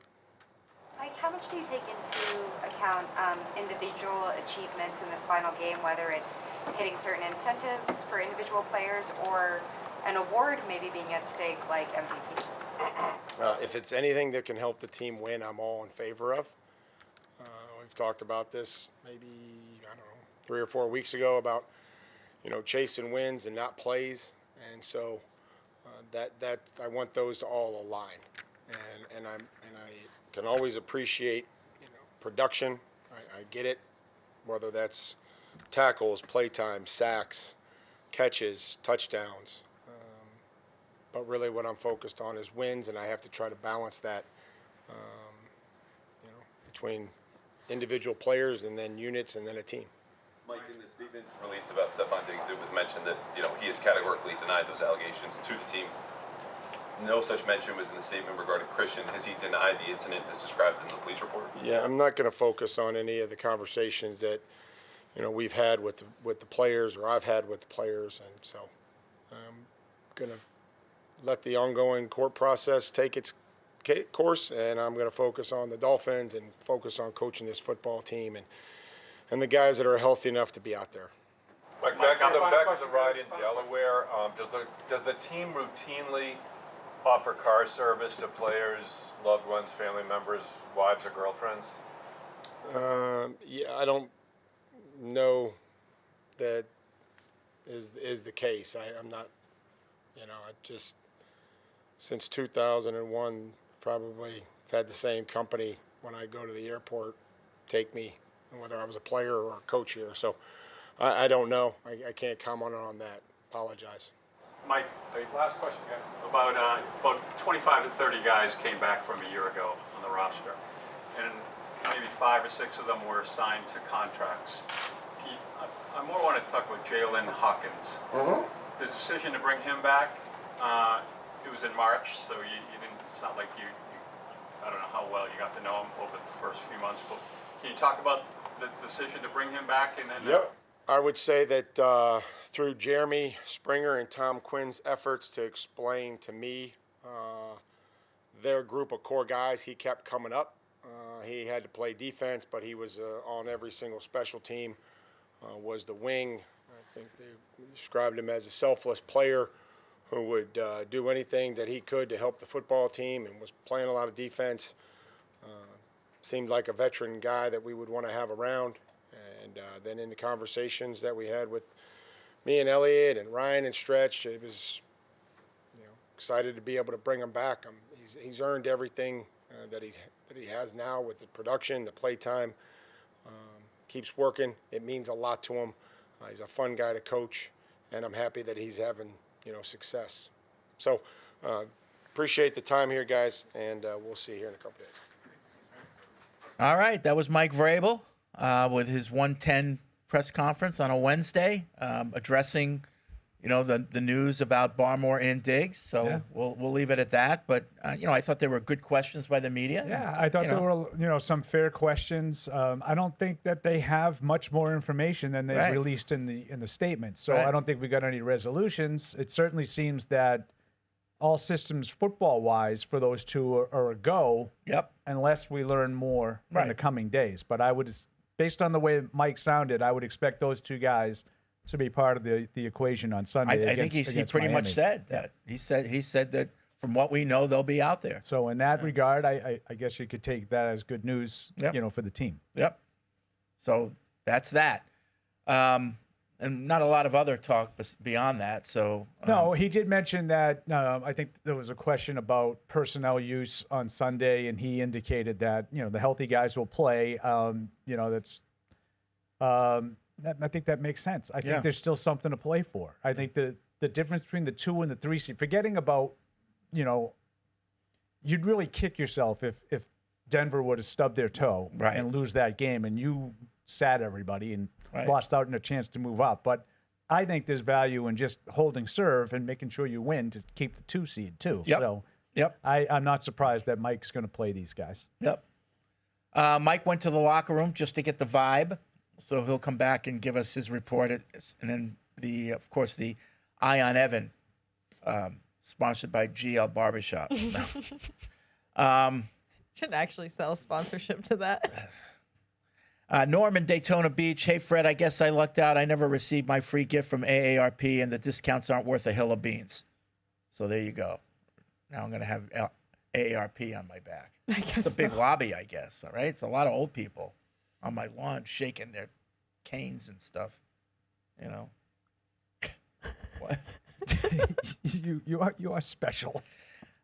Shaking their canes and stuff. Jordan from Vermont. First, I can't recommend Aaron's enough. One piece to note: if you have to go with the Aaron's SHO models if you live in New England. need that additional power to clear away the nor'easters. Nor'easters. I actually had my errands out for the first time this year. Worked well. Did you really use Yeah. it the other day? Yeah, we got a lot of snow down the Cape. Oh, okay. Yeah. I didn't get much, and it was got it a was so ton. cold. It was so light and fluffy that it was like a breeze. Yeah, and let me tell you something about my errands. I've had it for like 8-9 years. You don't even put it in a shed. I don't have a garage, so I keep it out all year with a cover on it, but doesn't do much. And the thing started right up. So Love that for you. yep. Although I have to adjust the shoes a little. I'm getting a little fight. Regarding the Mac to IR designation, it seems Drake spread the ball out a bit more against the Jets. I love Mac. He's been a great addition, but it seems like Drake can key in on him occasionally. Did we get some addition by subtraction? No. No. I think Drake's done a great job of spreading the ball around all season long. I didn't notice any difference in that regard. I mean, you could look at it and say, like, he had 5 touchdowns to 5 different guys, but just looking at the receptions list in front of me. So Diggs is clear, he's 82 catches. Then it's Hunter Henry at 55, Hollins 46, Henderson 35, Booty 31, Stevenson 30, like Douglas 29. These guys have been, he's spread the ball around all year. I don't think it's good to have a guy that has been part of that. Then it's easier to take it away. Right, not being in the game. Right. I don't think it was addition by subtraction. Also, everybody's eating. It's what Hollins brings to the table that isn't just receiving patches. You know, Right. was it Mike Gesicki a couple years ago that called them like the love of the game routes, where you would just go run out there and Josh block McDaniels called him a chess piece. He's a good blocker, too, in the run game. And I think they'll miss him in that regard, too. Yep. Jeremiah says, curious in y'all opinion as reporters, did you get annoyed when media asked the same question rephrased, expecting a different answer? Always been a pet peeve of mine, and just disappointed they didn't really talk about the game at all or injured player status. Well, it's only Wednesday, so no, I don't get disappointed. When you talking today specifically? Yeah, I think so. Yeah, the media had a job to do today. The job was not to talk about the Miami game today. Yeah. Like, I'm not, I mean, that's not necessarily what we're all about. We work for the team. It's a little different. But those guys, the story today is Diggs and Barmore. Yeah. And they'll see Vrabel again Friday when this news isn't relevant in front of everyone's right. mind. And he was asked questions about injured guys, and that's when Mike had the answer that the healthy guys will play. On Friday, as Alex just mentioned, he will tell you if anybody is downgraded to out, he'll let you know. He'll let you know on Friday. Like every week.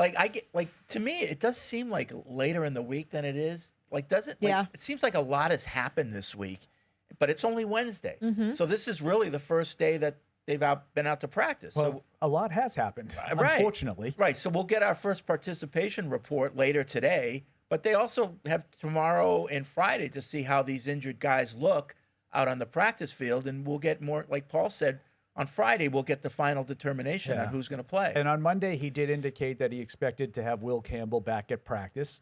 Milton Williams was already back at practice last week. So, there's some progress there. We'll see. Maybe someone could have asked them the status of, like, Booty and Jared Wilson, who were in concussion protocol last week. I guess someone could have asked that, but I thought the questions, for the most part, on the Diggs Barmore stuff were relevant. Got to do it. And I thought Vrabel did a good job of answering them as best as he could, because he probably doesn't have all the information.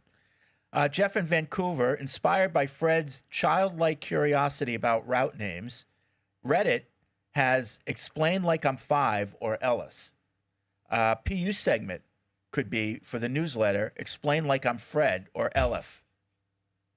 Okay, so you know all the route names, Jeff in Vancouver? Okay. Tell me what Jacksonville calls, you don't know. Nobody knows. That's the point. These football teams, they guard it like it's, code. And that's how they lord over us with their knowledge. Well, I do think there's part of that. Of course it is. Do you remember the old guy? IT does the same thing, by the way. The guy that used to call. Right? I agree. No, there's all kinds of every element. Business. You're going to like a high level Every like finance industry. meeting, business meeting. All the buzzwords come out. Yeah. Real estate, all it's of it. tiring. Yep. All right, we're waiting for Deuce to get back. We're gonna have picks, so we gotta hurry. There's a lot going on here. Mike's in Puerto Rico. What's up, Mike? Mike. Okay, Mike is gone.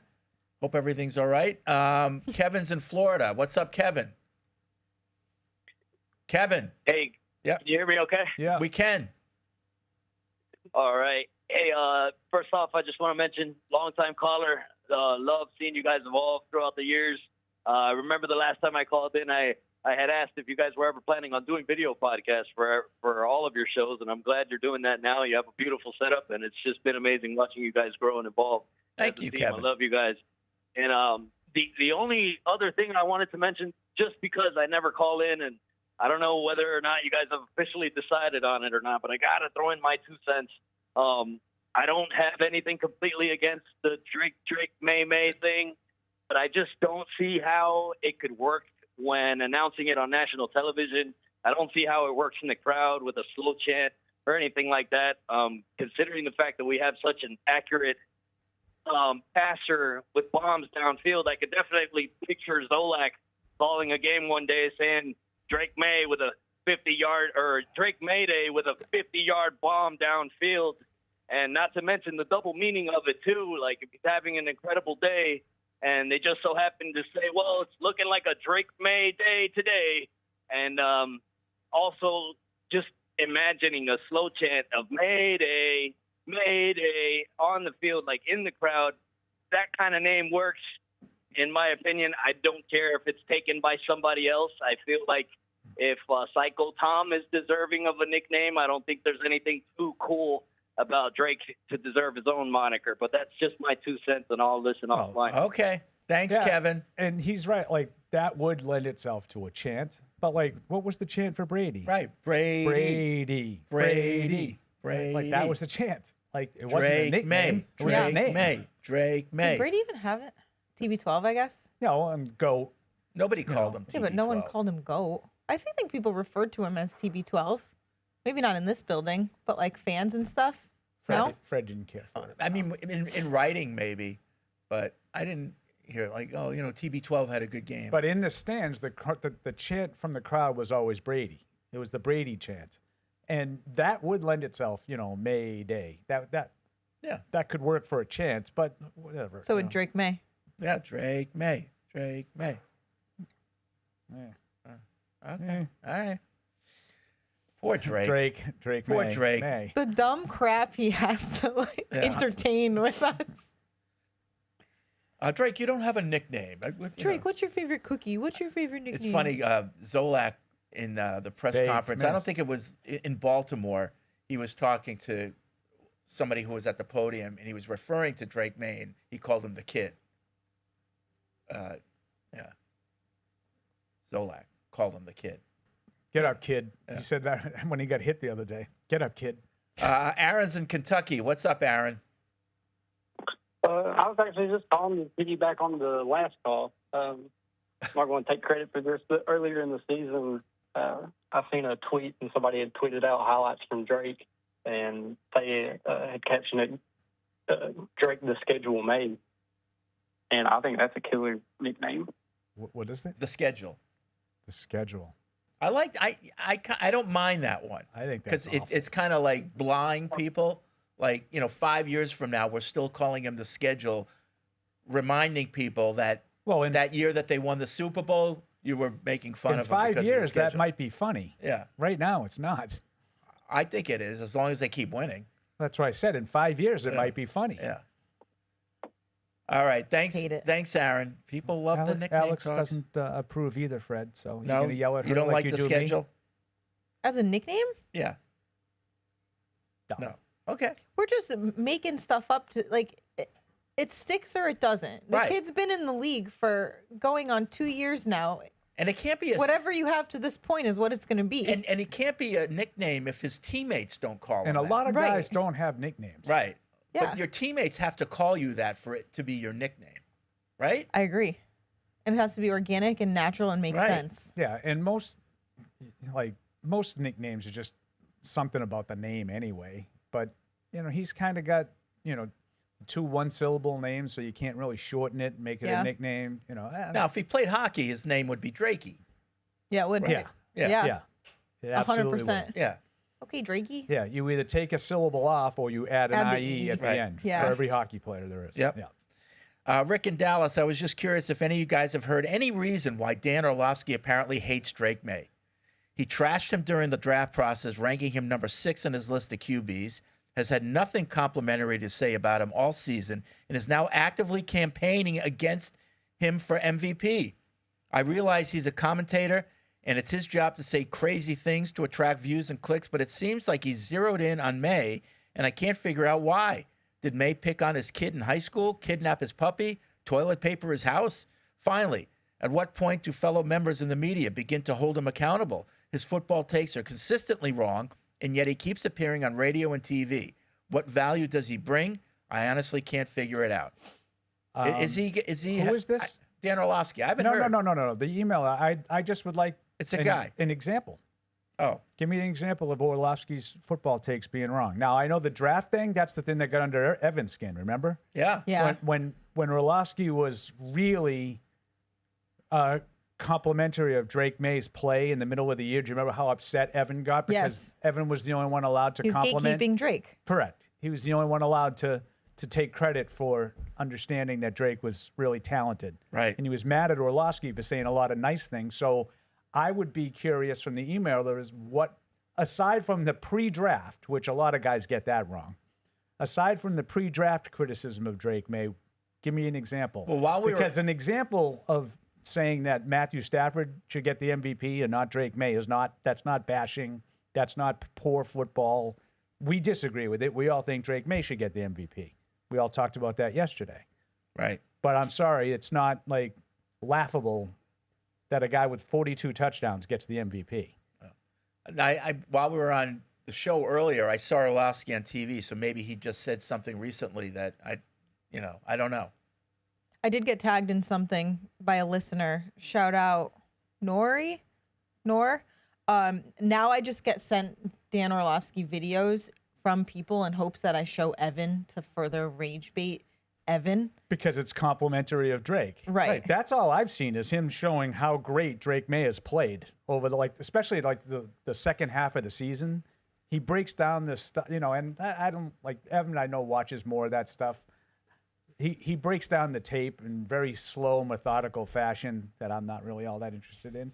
But it's very complimentary of Drake. I mean, how could it not be the way he's played? Right. I mean, completing over 70% of his passes and throwing the ball down the field as often as he has. So sometimes people, the slightest little thing you say good about somebody else, they think you don't like the other guy. It was like the whole back when Brady was still young, in the whole Brady Bledsoe debate. It was if you said anything good about either one of them, it meant you hate the other one, and that's not true. Yeah, and that was even more exacerbated with Brady Bill Manning. and Brady too. Yeah, Brady Manning debate, too. Right? If you said that Peyton Manning had any modicum of ability, you were taking a shot at Brady. Which, no, right. There could be two really good players. If you think Brady's better, then fine. We live in a polarized society, my friends. Yeah, right. I just think that the whole MVP discussion has gotten silly. Yep. Because now it's what you're talking about, Fred. It's Drake May is the MVP and Matthew Stafford stinks. Mm-hmm. That's what it's become around here. Like, how could you possibly pick Matthew Stafford? Right? It's like when Barth talks about Josh Allen. There's no objectivity there. Right. There's just none. I like to tease Alex about that, which I'll do in a couple hours. Yeah. I got to go in and yell at him for a while. Joe is in Framingham. What's up, Joe? Hey, guys. Hey. I was just in response to that Dan Orlovsky comment about him hating Drake May. Yeah. I think he's been one of the most supported him the most throughout the year. He's always talked about on First Take this year. So he was proven wrong about how he should sit the first 2 years of his career, and he's admitted that he's wrong. And he had him as his MVP up until 3 weeks ago. And now this week when he's coming out telling everyone he'll vote for Stafford, people are turning their back on him. But I, so far, have enjoyed watching his content all year because he's been so supportive of him. So I don't know. So that's what I think figured. narrative of Dan Orlovsky's been like a little out of hand, and I think part of it that he might vote for Stafford is maybe they were teammates a while ago, and maybe that could be. That could be his affinity for Stafford, the person. That you might be right about that, but I think Joe nailed it. That makes sense to me. That recently Orlovsky must have said that he's voting for Stafford, or he thinks Stafford should be the MVP, and that has somehow ruffled the feathers of people, which I don't really get. Look who's back from the locker room. What was the mood? Were the players friendly? Too bad none of them look like Derrick Henry. Hey Mike, what was it like in the locker room? Hey Mike, what was it like? Fade out. Hi, everybody. I'm back. Sorry it took me a little while. There's a lot of people in that locker room today. No. A lot How of many new, people that you've new never seen cameras, before in your a lot life? of very serious people News in guys. suits. Yeah. Very serious people in No, suits. we'll get to the bottom. They wear suits and then see all of us just looking like swabs. The energy that they walk into the locker room with is like, we're here to get to the bottom of it. Like, it's so serious. But just real quick, heard Morgan Moses was asked a little bit about distractions and all that, and the company line. We're focused on Miami. We support our guys. But I thought the interesting thing was Will Campbell talked, and Will Campbell was getting ready to go out to practice. A couple funny moments in there. Somebody was like, what was the feeling like? What did you think right after what happened? You knew you were going to be out, and he was just like, F. That's all he said. And then while he was talking, Did he say F or did he say the he word? said the full word. He just goes, "What was your thought?" When that happened, he's just like. And then while he's talking, Morgan Moses starts playing this hype music and starts from Louisiana State at 6'6", hyping him up. So good vibes, but otherwise getting ready to go out to practice. So nothing really major to report other than there were a lot of people there and the players weren't saying much. So. Can I assume that there were no Diggs, no Did not Barmore? see Diggs, don't see Barmore at all. No And Wednesday scrum? No, that was not happening. And I did see Jack Westover, who was the only kind of injury concern. I mean, he didn't seem hurt at the moment. I don't know if he'll be out here in practice in a minute. And I did see Spillane walk by with no boot on. I saw that kind of last week. I didn't check the nearest locker. I know Evan said his boot was still at the locker, but that to me is one of the biggest head scratchers of this whole season. Of what's his deal? When's his status? When's he going to be back? And eye on Evan. Eye on Evan, right in the middle, in the middle of the scrums, Middle of what? getting right in there, right in the middle of the okay. scrums. He was right in front of Will, and asked him a little bit about do you feel like you're ready to go this weekend? And Will was just like, it's up to the coaches. Right now, I'm just focused on getting out there and for 30 minutes, putting on my helmet and shoulder pads, and being able to move and being back in a practice. So short-term very focus. similar to Milton Williams last week. Yeah. No, I mean, yeah, I guess he was a little bit more. I don't know. We'll see, but yeah, it was the latest and greatest from the Patriots. Sounds good. Well, we got to hurry. Sorry, I know. It's that time of the week. All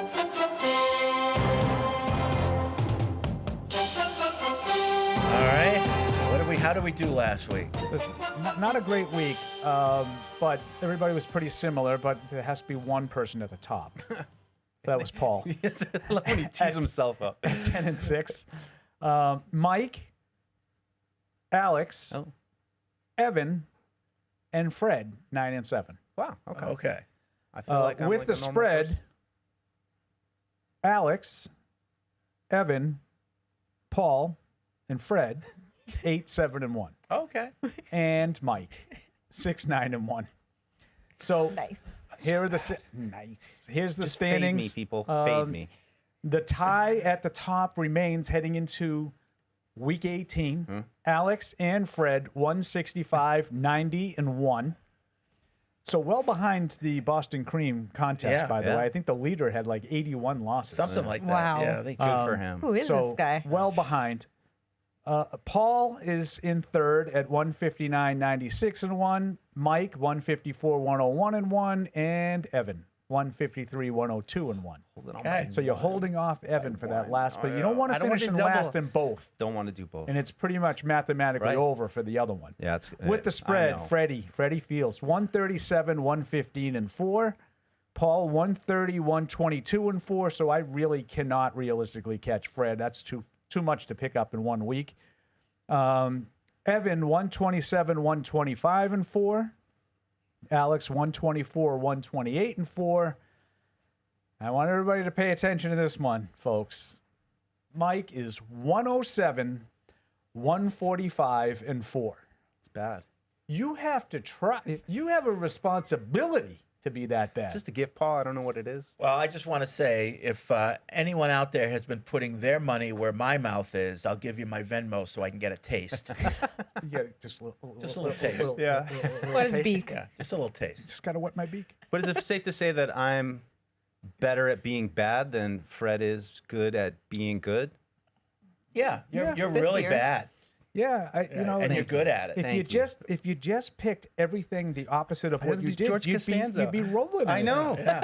Yeah. But it's hard to know what I'm actually going to pick and what's the All right. opposite. I don't know. All right. This we is gotta going to be hurry. this is going to be a difficult week. It is. For a 'cause you lot don't of know reasons. who's Oh, yeah. playing and No. blah blah. And even if you do know, you don't know what they're going to be. It's a tough week. So we'll start with Saturday night. There is no Thursday game this week. However, will we survive? Yes, Carolina 8-8 at Tampa Bay 7-9.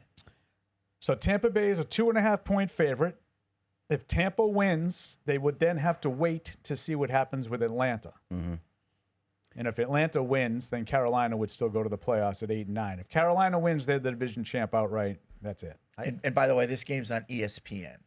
Yeah. Tampa by 2.5. Did the Patriots break the Buccaneers? I feel like that was the last time. I believe, right? I believe the bye broke the bye broke them.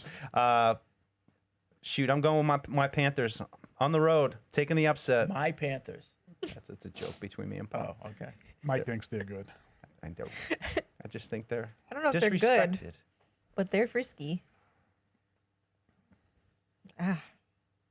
Okay. Come Panthers, on, Panthers. misleading the pack. Today. Yeah. Panthers. I don't think much of either one of these teams, but I will take Carolina to. I think they have a chance to win, and they're in, and Tampa doesn't have that. So I'm going to go with the Panthers. I'm going to go with the Panthers as well. So that's the 4:30 game on Saturday night. There's an 8 o'clock game on Saturday night, also on ESPN. It's Seattle 13-3 at the 49ers 12-4. This one's a big one. The This is a winner, big one. The winner is Fun. the number 1 seed in the NFC. Strange spread to me, Fred. I'd be interested to hear your thoughts. Seattle on the road by 1.5. No, I'm good with that. Okay. I'm good with that. Yeah. I'm definitely tempted by Seattle, but I don't trust Sam Darnold in these big moments anymore. I'm going to go 49ers. Seattle. Yeah, I think that's a bad spread. I think the Niners at home should be favored. I'll take the Niners outright. I'm going to go with Seattle. I haven't really honestly paid a lot of attention to them. I know they're playing really well, but I don't think I've watched one game that they've played. Not on the Pacific Coast. But far they away. just keep racking them up. And I know 49ers are really good, and Purdy's playing well, really well. But I'm going to go with Seattle. Be a good test against that defense. Yeah. All right. Now we move to Sunday at 1 on Fox. It's New Orleans 6-10 at Atlanta 7-9. As I mentioned, this game could have some relevance in the NFC South race. The Falcons by 3.5. Falcons by 3.5. Yeah, I like the Falcons at home. I will take them, and I will lay the points. Sure. Yeah, I'm going to take the Saints. I think that they've played well down the stretch. I think Tyler Shuck has shown a little something, and the Falcons, I think, had a fluky win against the Rams, and that was their Super Bowl last week.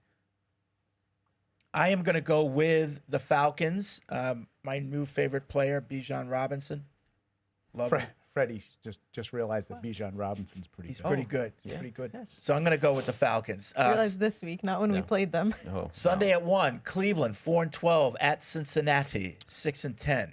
Cincinnati by 7.5. This is on CBS. I don't feel great about this one. I'll take Cincinnati, but I'll take the points for Cleveland. I'm going to do the same thing. Yeah, I'm going to do the same thing too, only because Cleveland seems to have Joe Burrow's number. And I don't like laying more than a touchdown in that scenario. I think Cincinnati will win the game. I think they're playing pretty well here in the last week or two, but I'll take the hook. The Sharps know what you just said, Paul. And Yet they still- gave them they 6.5. still did that. So think Seven- about seven- that. people. 7.5. 7.5. So think about that, folks. I'm going to go with Cincinnati. Joe Burrow needs to prove that he's having fun. And Cleveland had that big win last week and that was it for them. So I'll go with the Bengals, even though I hate them. Okay. Sunday at 1, CBS, Indianapolis, 8-8 at Houston, 11-5. Okay, Houston by 10.5. Woo! It's a lot of points. Is no Rivers? Is Rivers done? Yeah, the Rivers. Yeah, he's no, done. it's Riley Leonard. Riley Leonard's back. Oh, why? Because they've been eliminated. One of his kids has a birthday. He has to go. Did you happen to see that he had his team there for the game, which I thought was kind of cool? Yeah, that's cool. I'll take Houston and I'll lay the points. Same. So I'm going to take Houston to win the game. Now I'm It's a tough talk one. myself out of it. I don't know what's going to happen in these games. Who's going to know. play? I'm going to take Houston both ways. Yeah, me too. Houston both ways. Houston both ways. Sunday at 1 on Fox, Tennessee, 3-13 at Jacksonville, 12-4. Okay. Jacksonville by 12.5. These two games I have sneaky interest for the Patriots, and I'm not going to get into specifically, but I think there's some value if you can keep Buffalo behind whoever the wild card is out of the AFC South. So in other words, if Jacksonville or Houston loses this game, they would finish behind the Bills. The Bills would be the 5. You want the Bills to be the 6, because then if the Bills end up winning that 6-3 game, they have to go to Denver, and that I think is better. Right. So you want both Jacksonville and Houston to win this game. No, you want them both to win. Both to win. Okay. 'Cause that would keep them. That would keep Buffalo Up behind ahead. Gotcha. whoever the loser of the division is. Good context, Paul. I really appreciate that. I'm going to make it happen here. I'm going to take Jacksonville. Shoot, that's a lot of points, but I'm going to lay them. Same. Yeah, I'm going to lay the points too, which is normally not what I like to do in a division game, but I think Jacksonville needs the win, and they'll play like it. I think Jacksonville needs the win, and they're going to play hard, but they're not, that team. So I will take the points. Jacksonville wins, but Tennessee, stays with them for a little bit, enough to beat the spread. And in your side, Cam Ward's played pretty well. I think he's had multiple touchdowns in 4 straight games. Yeah. So he's finishing the season on a high note. Sunday at 1 on CBS, Green Bay 9-6-1 at Minnesota 8-8. So this is one of those spreads that tells you that they know a little something. Minnesota by 6.5. So I wouldn't expect to have a lot of regular players for Green Bay playing in this game. Yeah, I'll take Minnesota, but I'm going to take the points for Green Bay. Can you tell me the status of Malik Willis? Anybody? Like, are they going to have to be having their third quarterback play in this game? Because I wouldn't imagine they're going to rush Jordan Love back out there, right? Yeah, 2 hours ago it said they just signed a quarterback. Oh man. Vikings. Yeah, I hate these games. I'm going to take Minnesota both ways. That's the pick, Paul. Minnesota both ways. It's in Minnesota. Go with them. Sunday at 1, Fox, Dallas 7-8-1 at the Giants 3-13. Dallas by 3.5. 3.5. I'm going to take the Giants at home. They won the toilet bowl. Do we know why last they year. got rid of Diggs? A number of issues. Because he stinks. Yeah. Okay. Performance. And just to lend some context to that, do you know what according to PFF, do you know what the passer rating he's allowed is this year? I don't know. 158.3. Wow. That'd be perfect. That's perfect. Yeah. Cowboys. I am going to take the Giants like Mike at home. I don't think Dallas probably will have a whole lot of interest in this game. I'm going to take Dallas too. They're 7-8-1. They don't want to finish with a losing record, so I think that's something to play for. Yeah, that's not bad reasoning. That's why Freddie Fields is at the top. Sunday 4:25 on CBS. The Jets 3-13 against Buffalo 11-5. Yeah, this spread also shows me that people won't be playing. Buffalo by 7. Oh, it would have been 20 if they were playing. Yeah, that's easy. I'll take Buffalo by 7. Same. You guys are so confident, man. Look at the I results, don't know if it's Paul. confidence. Just say it with conviction, but Not overthinking it. not a lot I behind guess I'll lay the 7. I don't know who's going to play. Yeah. That spread tells that would definitely have been a double-digit spread, right? Yep. Absolutely. I mean, the Patriots were a double-digit spread on the road against the Jets. Yeah. I'll take Buffalo both ways. Mitch Trubisky should be able to. So here's the win thing. this game. Aaron Glenn had to walk it back, but came out publicly after the game and said it's the first game that he really questioned his team effort. I think this is not that they can get anything by winning this game, but I think that these are men, they're professionals. I think there was a come to Jesus probably going on. Jets win this game. I hope outright. I hope you're right. Outright. That would set up the greatest That'd be theater rad. ever. Buffalo, New England. That would be awesome. The Jets win What this theater? game. The Jets win this game. It's not a lock. I don't want you to run to the window with my pick, but Man, I hope you're right because that would be unbelievable theater. Jets win the game. Sunday, 4:25 on Fox. Detroit 8-8 at Chicago 11-5. Chicago by 3.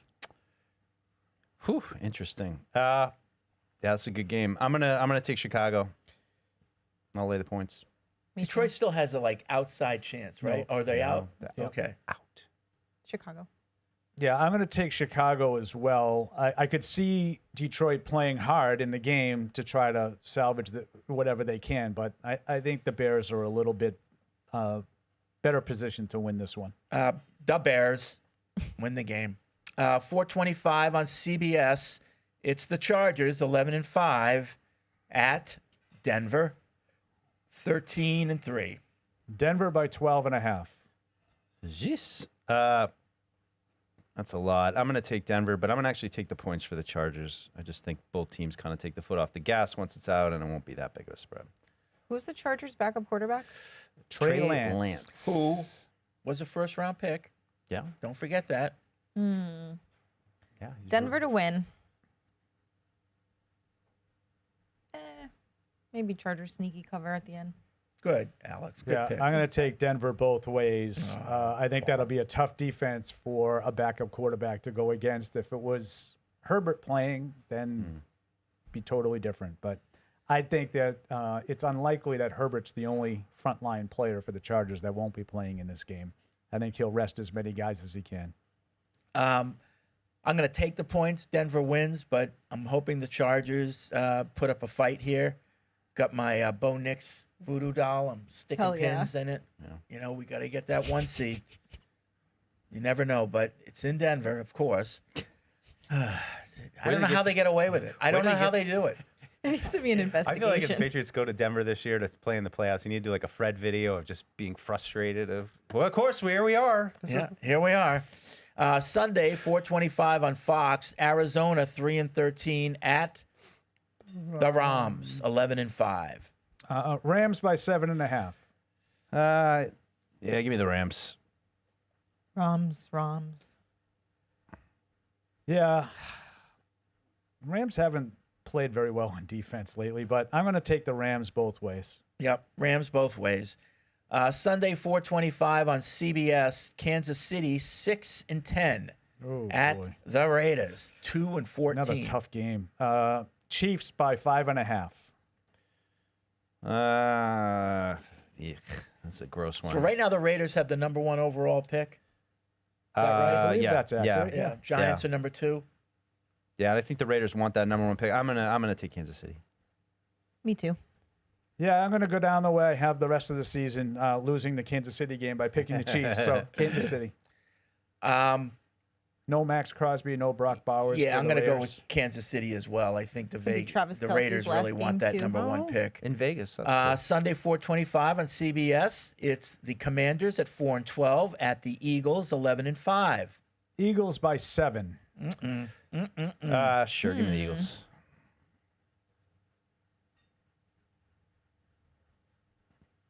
Only thing tripping me up is that spread has gone down. Eagles minus 4.5. Philly. Yeah, I'm going to take. I'm I'm going to take Philly to win the game, but I will take the points. I don't think very many guys are going to be playing for the Eagles either. That's one of the games that I have no idea about. Yeah, I will once again take the points. Philadelphia wins, but the Commanders stay in it. Now we skip over the Patriots at 425. Sorry. Thank you. And we move to Sunday night, 8:20 on NBC, Peacock, and Universo. It's Baltimore 8-8 against Pittsburgh 9-7. A battle for the AFC North. Yeah, winners in, losers out. Baltimore by 3.5. Yeah, I'll take Baltimore in this one. will Ride, Derek, too. ride. Same. Yeah, these teams just so even. Oh, they God. play so And- many even games, but I'll take Baltimore. I don't know why, because they lost the first game, I guess. You know, and the thing about these games too is they're usually they used to be. I don't know if they still are, but slobber knockers. I mean, guys would just beat the crap out of each other. Donnybrook. I don't know if that's still the case, particularly with Pittsburgh, but it's a tough one. Gotta hurry. Pittsburgh can pull off a win over Baltimore anytime. But I'm going to go with Baltimore. I think John Harbaugh needs to coach for his job here. So he'll be using Derrick Henry throughout. All right, now we move back to Sunday at 4:25 on Fox. It's Miami 7-9 coming to the 13-3 New England Patriots. Patriots by 10.5. Yeah, give me the Patriots. I don't think it's a blowout like last week, but might not look like a blowout. I still think it's kind of a blowout. Say 28-17 Patriots. Pats 34. Dolphins 12. I like it. 12. Yeah, I like the guys. I have 30-17. I think it's reasonably competitive for a little while, maybe the first half. I think Miami's played well down the stretch, but not enough talent. And especially like I haven't seen any injury stuff. If they don't have Waddle, and I don't know what Achane's going to do. If you take those guys out, this could be just like last week. Yeah. This could be just like last week. Overmatched. I have a lot of respect for Achane. He's probably one of the most well-rounded offensive players in the league. But that's about all they have. Averaging almost 6 yards a carry. Yeah, that's 5.7 yards. That's about all they have. I'll take the Patriots 33-14 to win the game. 33-14. Of course, I was right on the nose last week. Freddie Fields 42-10. I expect to be Was the his same pick this last week. week. There is no Monday night game, so that is it.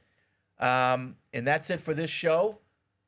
We are not going to be on air tomorrow. It's New Year's Day, giving everybody a day off if you don't have to be here. So we will have a good weekend. It's the last week. Enjoy it of the regular season, and we will see you next Tuesday to recap. Hey, this is Alex. Thanks for tuning into the show. If you really want to help us, make sure you like us on Apple Podcasts, Spotify, or wherever you get your podcasts. Also, make sure you follow us on the New England Patriots YouTube channel to see this show and everything else we do here at the Patriots. Thanks a lot.